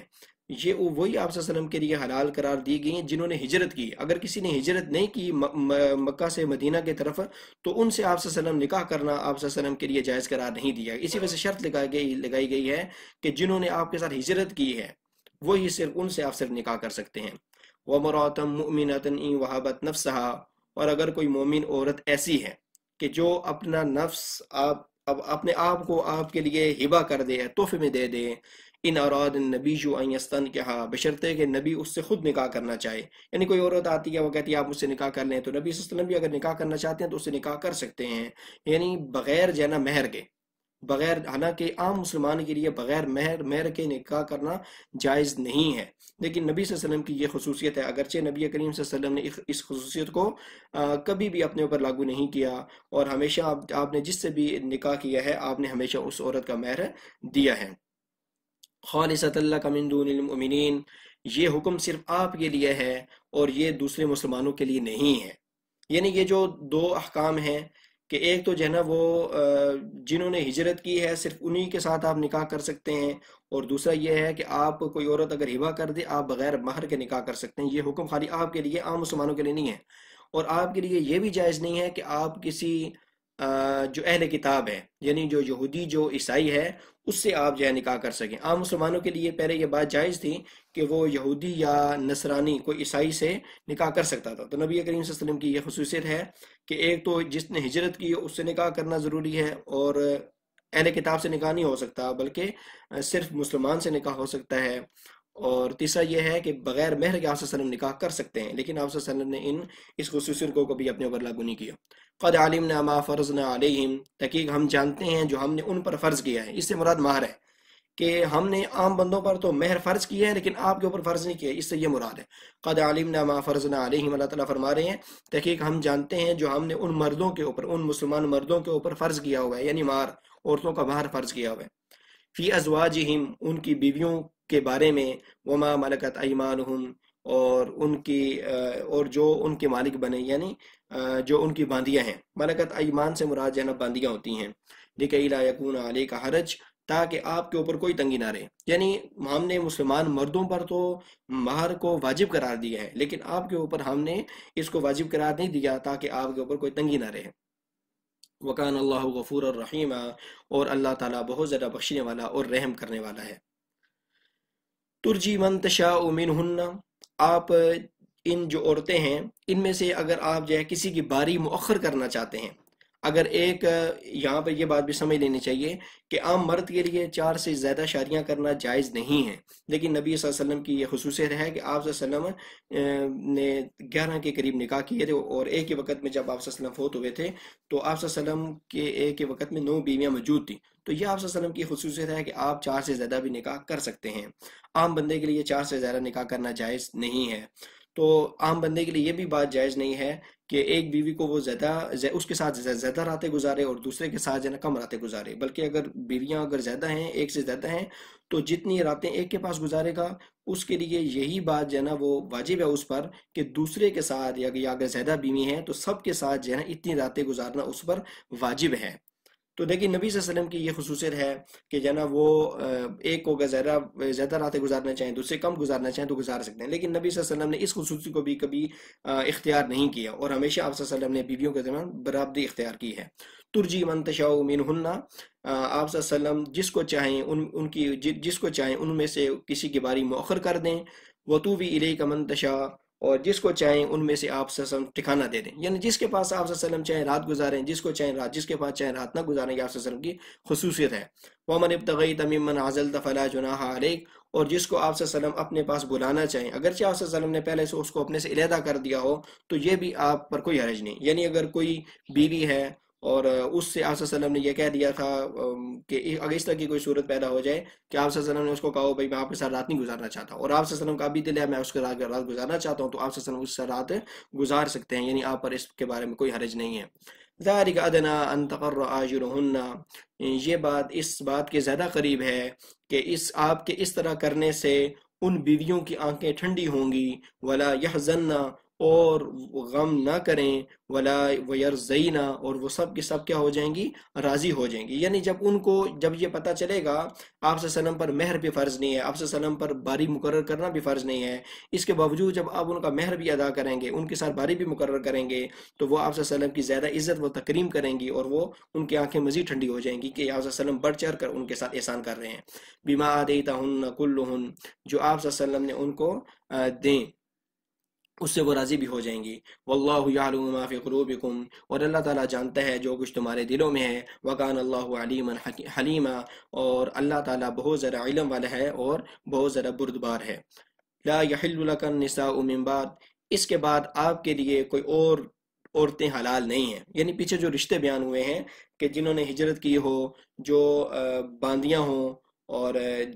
جو مسلمان ہوں، تو اللہ تعالیٰ فرما رہے ہیں کہ اس کے بعد جو ہے نا آپ کے لیے کوئی اور رشتے حلال نہیں ہیں۔ وَلَا أَن تَبَدَّلَ بِهِنَّ مِنْ أَزْوَاجٍ، اور نہ ہی آپ ان بیویوں کے بدلے میں کوئی اور بیویاں تبدیل کر سکتے ہیں، چونکہ اللہ تعالیٰ کو یہ جو نبی کریم صلی اللہ علیہ وسلم کے ازواج مطہرات تھیں، ان کی یہ عادت بہت زیادہ پسند آئی کہ انہوں نے دنیا کی زیب و زینت کے بجائے، جس طرح پیچھے گزرا ہے، اس کے بجائے اللہ تعالیٰ اور اس کے رسول کو اختیار کر لیا تھا، تو لہٰذا اب نبی کریم صلی اللہ علیہ وسلم کو اللہ تعالیٰ نے پابند کر دیا کہ یہ بہت ہی اچھی بیویاں ہیں ازواج مطہرات، لہٰذا اب آپ نے ان کو طلاق نہیں دینی، اور ان کے بدلے آپ نے کسی اور سے شادی نہیں کرنی۔ تو اس وجہ سے یہاں پہ ازواج مطہرات کی یہ خصوصیت بیان ہوئی ہے کہ ایک تو جو ہے نا وہ نبی کریم صلی اللہ علیہ وسلم ان کو طلاق دے کر کسی اور سے شادی نہیں کر سکتے، اور ایون کہ ان کو بھی پھر پابند کیا گیا ہے کہ نبی کریم صلی اللہ علیہ وسلم کے مرنے کے بعد یہ بھی کسی سے شادی نہیں کر سکتی۔ وَلَوْ أَعْجَبَكَ حُسْنُهُنَّ، اگرچہ کسی عورت کا آپ کو حسن، اس کا جو حسن ہے اچھا لگے، تب بھی آپ اسے نکاح نہیں کر سکتے ان کو طلاق دے کر۔ إِلَّا مَا مَلَكَتْ يَمِينُكَ، ہاں اگر غلام باندیاں ہیں تو وہ جو آپ کو مال غنیمت میں ملیں یا مال فے میں ملیں یا کوئی آپ کو ہبہ کر دے تو ان سے آپ اپنا فائدہ اٹھا سکتے ہیں، یہ نبی صلی اللہ علیہ وسلم کی خصوصیت ہے۔ وَكَانَ اللَّهُ عَلَى كُلِّ شَيْءٍ رَقِيبًا، اور بے شک اللہ تعالیٰ ہر چیز پر خوب نگران ہے۔ یہ سورۃ الاحزاب کا رکوع نمبر 7 ہے، اور اس رکوع کے اندر کچھ معاشرتی آداب بیان کیے گئے ہیں کہ جب بھی کوئی کسی کے گھر دعوت کھانے جائے تو وہاں پر دیر تک نہ بیٹھے اور کھانا پکنے سے پہلے نہ جائے، اور ساتھ ہی اس میں نبی کریم صلی اللہ علیہ وسلم کی جو ازواج مطہرات ہیں انہیں یہ حکم دیا گیا ہے کہ کن کے ساتھ وہ پردہ کر سکتی ہیں اور کن سے وہ پردہ نہیں ان کو کرنا چاہیے، اور ساتھ ہی اس میں نبی کریم صلی اللہ علیہ وسلم پر درود و سلام بھیجنے کا بھی حکم دیا گیا ہے کہ مسلمانوں کو بھی درود و سلام نبی کریم صلی اللہ علیہ وسلم پر بھیجنا چاہیے۔ تو آئیے شروع کرتے ہیں۔ یا ایھا الذین آمنوا، اور یہ جو آیات ہیں ان کا پس منظر یہ ہے کہ نبی کریم صلی اللہ علیہ وسلم نے جس طرح کے پیچھے گزرا ہے حضرت زینب بنت جحش، جو نبی کریم صلی اللہ علیہ وسلم کے منہ بولے بیٹے حضرت زید بن حارثہ کی متعلقہ ان کی طلاق یافتہ بیوی تھیں، ان سے جب اللہ تعالیٰ کے حکم سے شادی کر لی تو نبی کریم صلی اللہ علیہ وسلم نے سب کا ولیمہ پکایا۔ تو بعض لوگ ایسے تھے جو کھانا پکنے سے پہلے آ گئے تھے، اور جب کھانا کھا چکے تو وہاں گپے لگانے پر بیٹھ گئے، تو یہ معاشرتی آداب بتایا گیا ہے کہ ایسا نہ کریں، اور کسی کے گھر جب یہ ویسے حکم تو خاص ہے لیکن اس کا جو حکم ہے یہ عام ہے، واقعہ خاص ہے لیکن اس کا حکم عام ہے کہ کوئی بھی جب کسی کی دعوت پکائے تو اس کو جو لوگ ہیں ان کو یہ نہیں کرنا چاہیے جو ہے نا وہ کہ یا تو پہلے آگے بیٹھ جائیں یا دیر تک بیٹھیں، جیسا شادیوں کے موقع پہ ہوتا ہے کہ جو ہے نا وہ دلہن کی سہیلیاں یا دولہے کا جو دوست وغیرہ ہوتے ہیں وہ پوری رات اس کے ساتھ گپوں میں مصروف رہتے ہیں کہ جب بندہ اپنا کھانا شانا کھا چکے تو اپنے گھروں کو جانا چاہیے۔ تو یہاں پر بھی اسی طرح ہوا، نبی کریم صلی اللہ علیہ وسلم واپس گئے، اپنے ازواج مطہرات دوسری ازواج مطہرات کی خیر وفیت دریافت کر کے واپس آئے، ابھی تک لوگ بیٹھے ہوئے تھے، تو اللہ تعالیٰ نے یہ معاشرتی حکم دیا کہ لوگوں کو ایسا نہیں کرنا چاہیے، اس سے نبی صلی اللہ علیہ وسلم کو تکلیف ہوتی ہے، اور کوئی بھی جو میزبان ہے اس کو اس سے تکلیف ہوتی ہے۔ تو آئیے شروع کرتے ہیں۔ یا ایھا الذین آمنوا، اے ایمان والو، لا تدخلوا بیوت النبی، تم نبی صلی اللہ علیہ وسلم کے گھروں میں داخل مت ہو، الا ان یؤذن لکم، یعنی بغیر اجازت کے داخل نہ ہو، یہ مراد ہے، الا ان یؤذن لکم، مگر یہ کہ تمہیں اجازت دی جائے، الی طعام، کھانے کی، یعنی کھانے کی دعوت دی جائے، غیر ناظرین اناہ، لیکن کھانا پکنے کا انتظار نہ کرو، یعنی بہت زیادہ پہلے نہ چلا جاؤ کہ کھانا ابھی تک پکا نہیں ہو اور تم پہلے ہی پہنچ جاؤ۔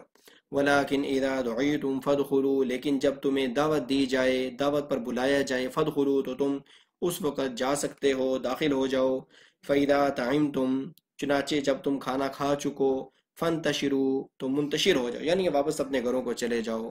ولا مستأنسین لحدیث، اور وہاں پہ باتوں میں دل لگا کر مت بیٹھو، یعنی یہ نہ ہو کہ وہاں پہ گپے ہانکنا شروع کر دو، بلکہ جو ہی کھانا کھا چکے ہیں لوگ تو فوراً جو ہے ان کو اپنے گھر واپس لوٹ جانا۔ ان ذالکم کان یؤذی النبی، بے شک یہ بات نبی کریم صلی اللہ علیہ وسلم کو تکلیف دیتی ہے، فیستحیی منکم، چنانچہ وہ تم سے شرماتے ہیں، یعنی نبی کریم صلی اللہ علیہ وسلم تم سے کہہ نہیں سکتے کہ جاؤ اپنے گھروں کو چلے جاؤ، وہ تم سے شرم کرتے ہیں۔ واللہ لا یستحیی من الحق، اور اللہ تعالی حق بات کو کہنے سے نہیں شرماتا۔ وَإِذَا سَأَلْتُمُوهُنَّ مَتَاعًا، جب تم نبی کریم صلی اللہ علیہ وسلم کی ازواج مطہرات سے کوئی چیز طلب کرو، فَاسْأَلُوهُنَّ مِنْ وَرَاءِ حِجَاب، تو وہ چیز ان سے پردے کے پیچھے سے مانگو، یعنی سامنے آ کر ان سے بات نہ کرو ازواج مطہرات سے، بلکہ پردے کے پیچھے سے اگر کوئی چیز لینی ہے، دینی ہے، کوئی بات کرنی ہے تو پردے کے پیچھے سے بات کرو۔ ذالکم اطہر لقلوبکم، کیونکہ یہ تمہارے دلوں کے لیے بھی پاکیزہ بات ہے، وقلوبہن، اور ازواج مطہرات کے دلوں کے لیے بھی پاکیزہ بات ہے۔ وما کان لکم ان تؤذوا رسول اللہ، اور تمہارے لیے یہ بات جائز نہیں ہے کہ تم نبی کریم صلی اللہ علیہ وسلم کو تکلیف دو، یعنی اللہ کے رسول کو تکلیف دو، ولا ان تنکحوا ازواجہ من بعدہ ابدا، اور جس طرح پہلے بتا دیا گیا تھا کہ ازواج مطہرات کے لیے نبی کریم صلی اللہ علیہ وسلم کی دنیا سے رخصتی کے بعد دوسرے نکاح کرنا جائز نہیں ہے، تو یہاں پر یہی بات بتائی جا رہی ہے کہ نبی کریم صلی اللہ علیہ وسلم کی ازواج مطہرات سے نبی کریم صلی اللہ علیہ وسلم کی دنیا سے رخصتی کے بعد نکاح مت کرو، یعنی ان سے نکاح پھر جائز نہیں ہے۔ ان ذالکم کان عند اللہ عظیما، کیونکہ ان سے نبی کریم صلی اللہ علیہ وسلم کی دنیا سے رخصتی کے بعد نکاح کرنا اللہ تعالیٰ کے نزدیک بڑا گناہ ہے۔ ان تبدو شیئا، اور چنانچہ ایسا ہی ہوا کہ نبی کریم صلی اللہ علیہ وسلم کے رخصت ہونے کے بعد آپ کی کسی بھی ازواج مطہرات نے پھر نکاح نہیں کیا۔ ان تبدو شیئا او تخفوہ، اگر تم کسی چیز کو ظاہر کرنا چاہو یا کسی چیز کو چھپا لو، فإن اللہ، تو بے شک اللہ تعالیٰ، کان بکل شیء علیما، اللہ تعالیٰ ہر چیز کو جاننے والا ہے۔ لا جناح علیہن، اب یہاں پر جو آیت ہیں ان پر یہ ازواج مطہرات اور عام عورتوں کو بھی کہا جا رہا ہے کہ کن کن سے ان کو پردہ کرنا نہیں پردہ کرنا چاہیے۔ گھر میں جو عام طور پر ہوتے ہیں، جو آپ کے محارم جو رشتہ دار ہوتے ہیں، ان سے پردہ واجب نہیں ہے، ان سے پردہ نہیں کرنا چاہیے۔ لا جناح علیہن، ان عورتوں پر کوئی حرج نہیں ہے، فی آبائہن، اپنی والد کے بارے میں، یعنی اپنے والد سے عورت پردہ اس کے لیے نہیں ہے کہ وہ پردہ کرے، ولا ابنائہن، اور نہ اپنے بیٹوں سے، ولا اخوانہن، اور نہ اپنے بھائیوں سے، ولا ابنائی اخوانہن، اور نہ اپنے بھتیجوں سے، یعنی اپنے بھائی کے بیٹوں بھتیجوں سے، ولا ابنائی اخواتہن، اور نہ اپنے بھانجوں سے، یعنی اپنی بہن کے بیٹوں سے، ولا نسائہن، اور نہ عورتوں سے، یعنی عورتوں سے بھی کوئی پردہ نہیں ہے، ولا ما ملکت ایمانہن، اور نہ جو ہے نا غلام باندیوں سے، یعنی جو غلام باندی ہیں، ظاہری بات ہے ان سے کام وغیرہ ہوتے ہیں، تو جو باندیاں ہیں ان سے جو ہے نا وہ کوئی پردہ نہیں ہوگا۔ واتقین اللہ، اور تم اللہ تعالیٰ سے ڈرتی رہو، ان اللہ کان علی کل شیء شہیدا، بے شک اللہ تعالیٰ ہر چیز کے اوپر گواہ ہے۔ ان اللہ، بے شک اللہ تعالیٰ، وملائکتہ، اور اس کے فرشتے، یصلون، وہ درود و سلام بھیجتے ہیں، علی النبی، وہ درود بھیجتے ہیں، علی النبی، نبی صلی اللہ علیہ وسلم پر، یا ایھا الذین آمنو، اے ایمان والو، صلو، تم بھی درود بھیجو، علیہ، نبی صلی اللہ علیہ وسلم پر وسلموا تسلیما اور سلام بھی بھیجو، یعنی درود شریف کی کثرت سے تلقین کی جا رہی ہے امت کو کہ امت جو ہے نا نبی کریم صلی اللہ علیہ وسلم پر ہر وقت جو ہے درود و سلام بھیجتی رہے۔ اور حدیث کے اندر بھی آتا ہے، نبی کریم صلی اللہ علیہ وسلم فرماتے ہیں کہ جو کوئی میرے اوپر درود بھیجتا ہے تو فرشتے جو ہے نا مجھے آ کر بتاتے ہیں کہ جناب فلاں آپ کے فلاں امتی نے آپ پر درود بھیجا ہے، درود و سلام بھیجا ہے، اور جو کوئی مسجد نبوی میں آ کر جا پڑتا ہے، میری قبر پر آ کر پڑتا ہے، تو اسے میں خود سنتا ہوں۔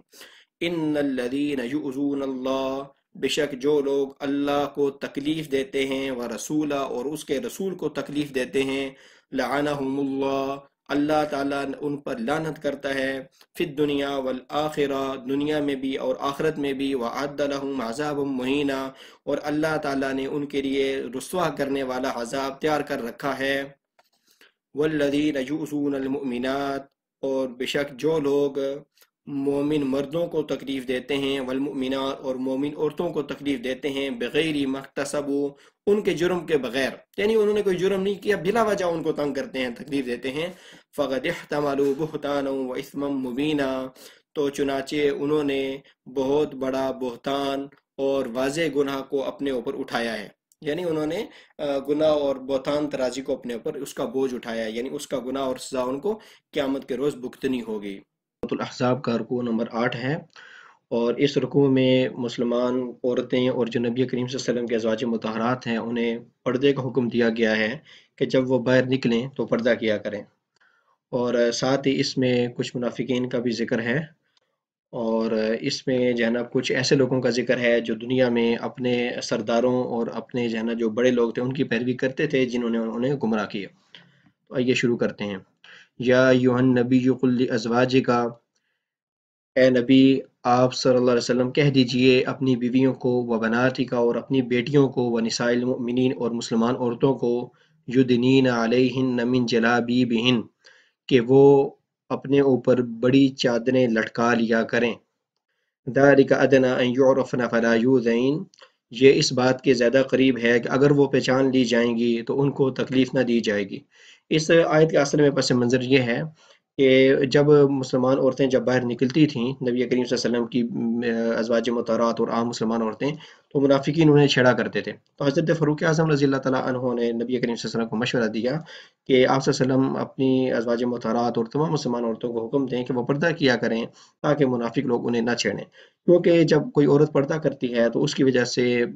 دیکھنے والا آدمی یہی سمجھتا ہے کہ یہ پاک دامن ہے اور شریف عورت ہے، لہٰذا اس شیطان بھی اس کو کم بیکاتا ہے، بجز اس عورت کے کہ جس نے پردہ نہیں کیا ہوتا اور جو بند سنور کر باہر نکلتی ہے، تو شیطان جو ہے نا عام مردوں پر بھی مسلط ہو جاتا ہے اور وہ اسے چھیڑنے پر مجبور ہو جاتے ہیں۔ تو یہ جو آیت ہے اس کو موافقات عمر میں سے بھی گنا گیا ہے، یعنی وہ کچھ ایسی آیات ہیں 19 کے قریب کہ جو حضرت فاروق اعظم رضی اللہ تعالیٰ عنہ نے نبی کریم صلی اللہ علیہ وسلم کو مشورہ دیا تھا، اور اس مشورے کے مطابق اللہ تعالیٰ نے وہ آیات اس وقت نازل کر دیں۔ تو یہ اس آیت کا پس منظر تھا، اور یہ چونکہ تمام مسلمان عورتوں، اگر نبی کریم صلی اللہ علیہ وسلم کی بیویوں کا بھی ذکر ہے، بیٹیوں کا بھی، اور تمام مسلمان عورتوں، تو اصل جو پردے آیات پردہ بھی اسے کہتے ہیں، یعنی اس میں پردے کا حکم دیا گیا ہے۔ وَقَانَ اللَّهُ غَفُورًا رَحِيمًا، اور اللہ تعالیٰ بہت زیادہ بخشنے والا ہے، بہت زیادہ رحم کرنے والا ہے۔ لَئِن لَّمْ يَنْتَهِ الْمُنَافِقُونَ، اگر منافق لوگ باز نہ آئے، تو منافق اصل میں لوگ تھے وہ مطلب چھیڑتے رہتے تھے، تو وہ اگر باز نہ آئے، والذین فی قلوبہم مرض، اور جن لوگوں کے دلوں میں بیماری ہے یا روگ ہے، یعنی جن لوگوں کے اندر جو ہے نا وہ شیطان کی طرح وساوس ہیں، وہ ان لوگوں کا ذکر ہو رہا ہے، والمرجفون فی المدینہ، اور شہر میں جھوٹی خبریں پھیلانے والے، افواہیں پھیلانے والے جو لوگ ہیں، اگر یہ لوگ تمام لوگ باز نہ آئے اپنی حرکتوں سے، لنغرینک بہم، تو ہم مسلط کر دیں گے، ثم لا یجاورونک فیہا الا قلیلا، پھر وہ تمہارے پڑوس میں نہیں رہیں گے، پھر وہ تمہارے پڑوس میں نہیں رہیں گے مگر کم، یعنی پھر ہم انہیں اس طرح ایک ایک کر کے اس طرح ہلاک کر دیں گے، اس طرح ان کے اوپر آلات تنگ کر دیں گے کہ پھر وہ خود ہی بھاگنے پر مجبور ہو جائیں گے۔ ملعونین، یہ تمام لوگ پھٹکارے ہوئے ہیں، یعنی تمام کے اوپر لعنت کی گئی ہے اللہ تعالیٰ کی طرف سے، یہ جتنے بھی لوگ پیچھے ذکر ہوئے ہیں۔ اینما ثقفوا، وہ جس جگہ بھی پائے جائیں گے، اخذوا، پکڑ لیے جائیں گے، وقتلوا، اور قتل کر دیے جائیں گے، تقتیلا، قتل کرنا، یعنی ان کو بری طریقے سے پھر قتل کر دیا جائے گا اگر وہ اپنی حرکتوں سے باز نہ آئے، اللہ تعالیٰ سے انہوں نے توبہ نہ کی۔ سنت اللہ فی الذین خلو من قبل، یہ اللہ تعالیٰ کا طریقہ ہے جو کہ پہلی لوگوں میں بھی گزر چکا ہے، پہلی امتوں میں بھی گزر چکا ہے، کہ جو بھی اس طرح کے منافقین ہوتے تھے انہیں پھر دردناک عذاب اور سزا دی جاتی تھی۔ وَلَن تَجِدَ لِسُنَّتِ اللَّهِ تَبْدِيلًا، اور اللہ تعالیٰ کے طریقے کو کوئی بھی تبدیل نہیں کر سکتا، اور آپ نہیں پائیں گے کہ اللہ تعالیٰ کے طریقہ تبدیل ہوا ہو۔ یسألک الناس عن الساعة، وہ لوگ آپ سے سوال کرتے ہیں، عن الساعة، ساعة ویسے گھڑی کو بھی کہتے ہیں عربی زبان میں، لیکن ساعة قیامت کو بھی کہتے ہیں، تو یہاں سے مراد قیامت ہے، یعنی قیامت کے بارے میں لوگ بہت زیادہ سوال کرتے ہیں نبی صلی اللہ علیہ وسلم سے اور صحابہ کس سے، کہ قیامت کب آئے گی۔ قل انما علمها عند اللہ، آپ کہہ دیجئے بے شک اس کا جو علم ہے عند اللہ، اللہ تعالیٰ کے پاس ہے۔ وما يدريك لعل الساعة تكون قریبا، اور آپ کو کیا پتا، اور آپ کو کیا پتا، لعل الساعة، شاید کہ قیامت، تکون قریبا، قریبی ہو، یعنی تم اس کی اپنی تیاری میں لگے رہو، ہو سکتا ہے وہ اچانک آ جائے۔ ان اللہ لعن الکافرین، بے شک اللہ تعالیٰ نے لعنت کی ہے کافر لوگوں پر، وَأَعَدَّ لَهُمْ، اور اللہ تعالیٰ نے ان کے لیے تیار کر رکھی ہے سعیرا، بھڑکتی ہوئی آگ۔ سعیر جو ہے جہنم کا ایک نام سعیر بھی ہے، ٹھیک ہے، بھڑکتی ہوئی آگ۔ خالدین فیہا ابدا، وہ اس میں ہمیشہ ہمیشہ رہیں گے۔ لا یجدون ولییا ولا نصیرا، نہ تو اس میں وہ کوئی دوست پائیں گے اور نہ ہی اس میں کوئی مددگار پائیں گے۔ یوم تقلب وجوہہم فی النار، جس دن ان کے چہروں کو جہنم کی آگ میں الٹا پلٹا جائے گا، یعنی جہنم کے اندر ان کے چہرے رکھ کر اسے جس طرح ہم کوئی جس طرح ہم سیخیں پکا رہے ہوتے ہیں تو بار بار اسے تندور میں کوئی چیز پکا رہے ہوتے ہیں تو کبھی اس کو ادھر کرتے ہیں کبھی ادھر کرتے ہیں، تو اس طرح ان کے چہروں کو بھی اس طرح نعوذ باللہ پکایا جائے گا، اس طرح اس کو سیک دیا جائے گا، اس طرح الٹا پلٹا جائے گا۔ یقولون یا لیتنا، وہ کہتے ہیں یا لیتنا اطعنا اللہ واطعنا الرسول، وہ کہیں گے قیامت کے دن، کیا کہیں گے، اے کاش اطعنا اللہ، ہم اللہ تعالیٰ کی اطاعت کرتے، واطعنا الرسول، اور نبی کریم صلی اللہ علیہ وسلم کی اطاعت کرتے، وقالو، اور کہتے ہیں ربنا، ہمارے رب،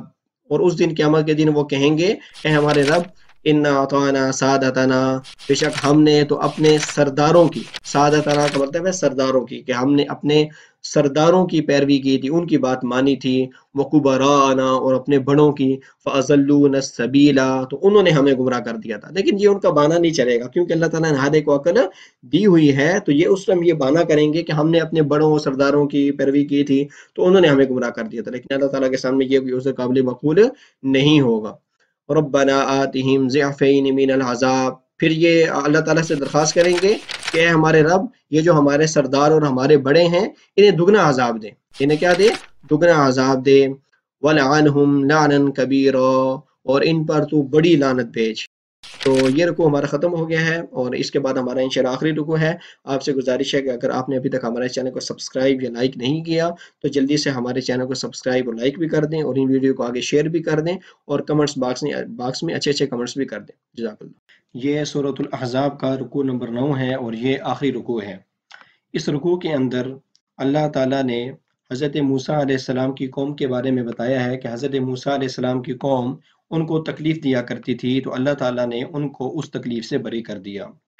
اور دوسرا، اس کے اندر اللہ تعالیٰ نے مسلمانوں کو صاف اور سیدھی بات کرنے کی تلقین کی ہے۔ اور تیسرا، اس رکوع میں امانت کا ذکر ہے کہ اللہ تعالیٰ نے مسلمانوں کو یا انسانوں کو زمین کے اندر خلیفہ بنا کر بھیجا ہے تاکہ وہ اللہ تعالیٰ کے احکام کی پابندی کریں اور زمین میں اللہ تعالیٰ کے احکام کو نافذ کریں۔ تو یہ 3 باتیں اس رکوع کے اندر خاص طور پہ بیان ہوئی ہیں۔ تو چلیں شروع کرتے ہیں۔ یا ایھا الذین آمنوا، اے ایمان والو، لا تکونوا، تم نہ ہو جاؤ، کالذین آذوا موسیٰ، ان لوگوں کی طرح جنہوں نے موسیٰ علیہ السلام کو تکلیف دی فبرأہ اللہ مما قالوا، تو اللہ تعالیٰ نے ان کو اس الزام سے بری کر دیا تھا جو انہوں نے تکلیف دی تھی۔ اس آیت کا پس منظر اصل میں یہ ہے کہ حضرت موسیٰ علیہ السلام کی جو قوم تھی ان کے اندر ایک رواج ایسا تھا کہ وہ مل کر نایا کرتے تھے۔ تو حضرت موسیٰ علیہ السلام چونکہ نبی تھے، اور نبی چونکہ اللہ تعالیٰ کے احکام کے پابند ہوتے ہیں، وہ معصوم ہوتے ہیں، ان سے کوئی گناہ سرزد نہیں ہو سکتا، تو وہ چونکہ ان کے ساتھ مل کر نہیں ناتے تھے، تو انہوں نے یہ مشہور کر دیا کہ حضرت موسیٰ علیہ السلام کو آدر کی بیماری ہے، اور آدر کی بیماری یہ ہے کہ مردوں کے جو خصیتین ہوتے ہیں وہ پھول جاتے ہیں، تو انہوں نے یہ مشہور کر دیا لوگوں کو کہ ان کو آدر کی بیماری ہے، تو حالانکہ ان کو کہ ایسی بیماری نہیں تھی۔ تو پھر واقعہ کچھ اس طرح ہوا کہ جس طرح بخاری میں حدیث بھی ہے کہ حضرت موسیٰ علیہ السلام ایک مرتبہ جب پوری قوم سوئی ہوئی تھی اور وہ نہانے چلے گئے ندی پر، تو جب انہوں نے کپڑے ایک پتھر کے اوپر رکھے تو وہ پتھر ان کے کپڑے لے کر بھاگ گیا۔ حضرت موسیٰ علیہ السلام اس کے پیچھے پیچھے بھاگے اور یہ کہتے رہے، سو بھی حجر سو بھی حجر، اے میرے پتھر میرے کپڑے دے دے۔ تو پھر حضرت موسیٰ علیہ السلام نے پتھر کو اس جگہ جا کر جو ہے پکڑا، اس جگہ جا کر وہ رکا معجزے کے طور پر، اور جہاں پر پوری قوم نے ان کو دیکھ لیا اور انہیں یقین ہو گیا کہ حضرت موسیٰ علیہ السلام کو کوئی آدر کی بیماری نہیں ہے، اور حضرت موسیٰ علیہ السلام نے پھر پتھر کو مارا بھی۔ تو یہ خیر اس طرح کا واقعہ ہے۔ تو یہ وہ تکلیف دیا کرتے تھے، اللہ تعالیٰ نے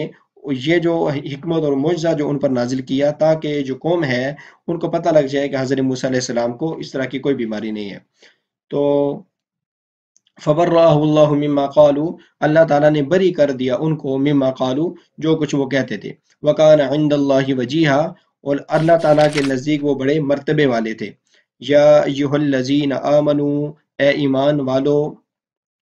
اتقوا اللہ، اللہ سے ڈرو، وقولوا، اور کہو،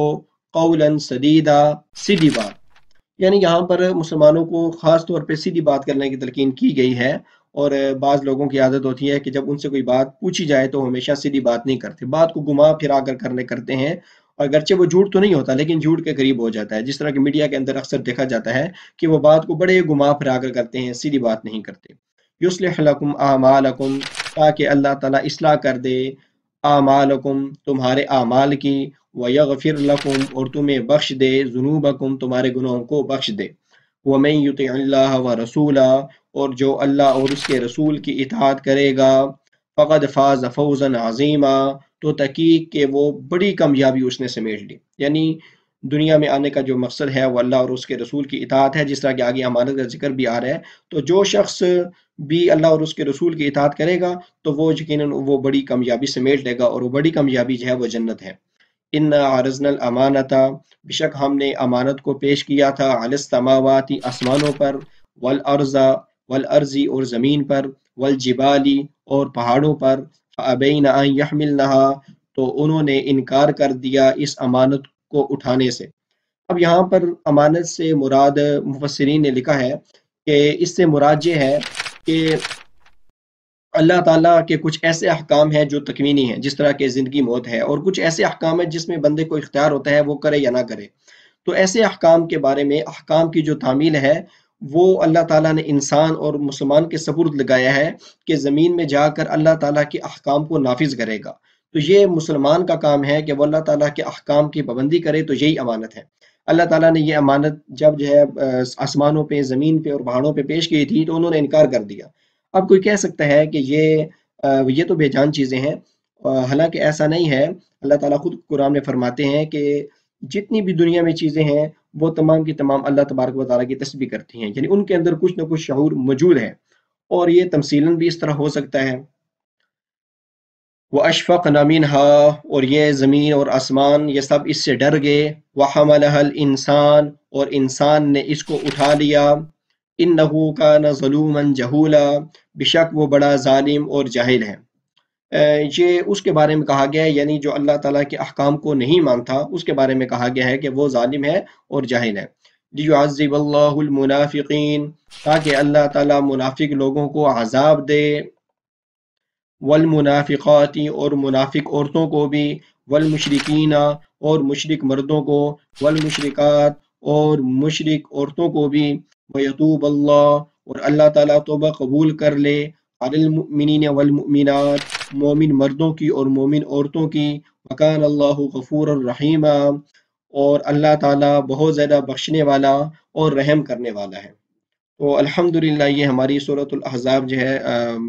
مکمل ہو چکی ہے۔ آپ سے گزارش ہے کہ اگر آپ نے ابھی تک ہمارے چینل کو سبسکرائب یا لائک نہیں کیا تو جلدی سے ہمارے چینل کو سبسکرائب یا لائک کر دیں، کیونکہ ابھی اور بھی صورتوں کی ویڈیو انشاءاللہ بہت جلد اپلوڈ ہو جائیں گی۔ جزاک اللہ۔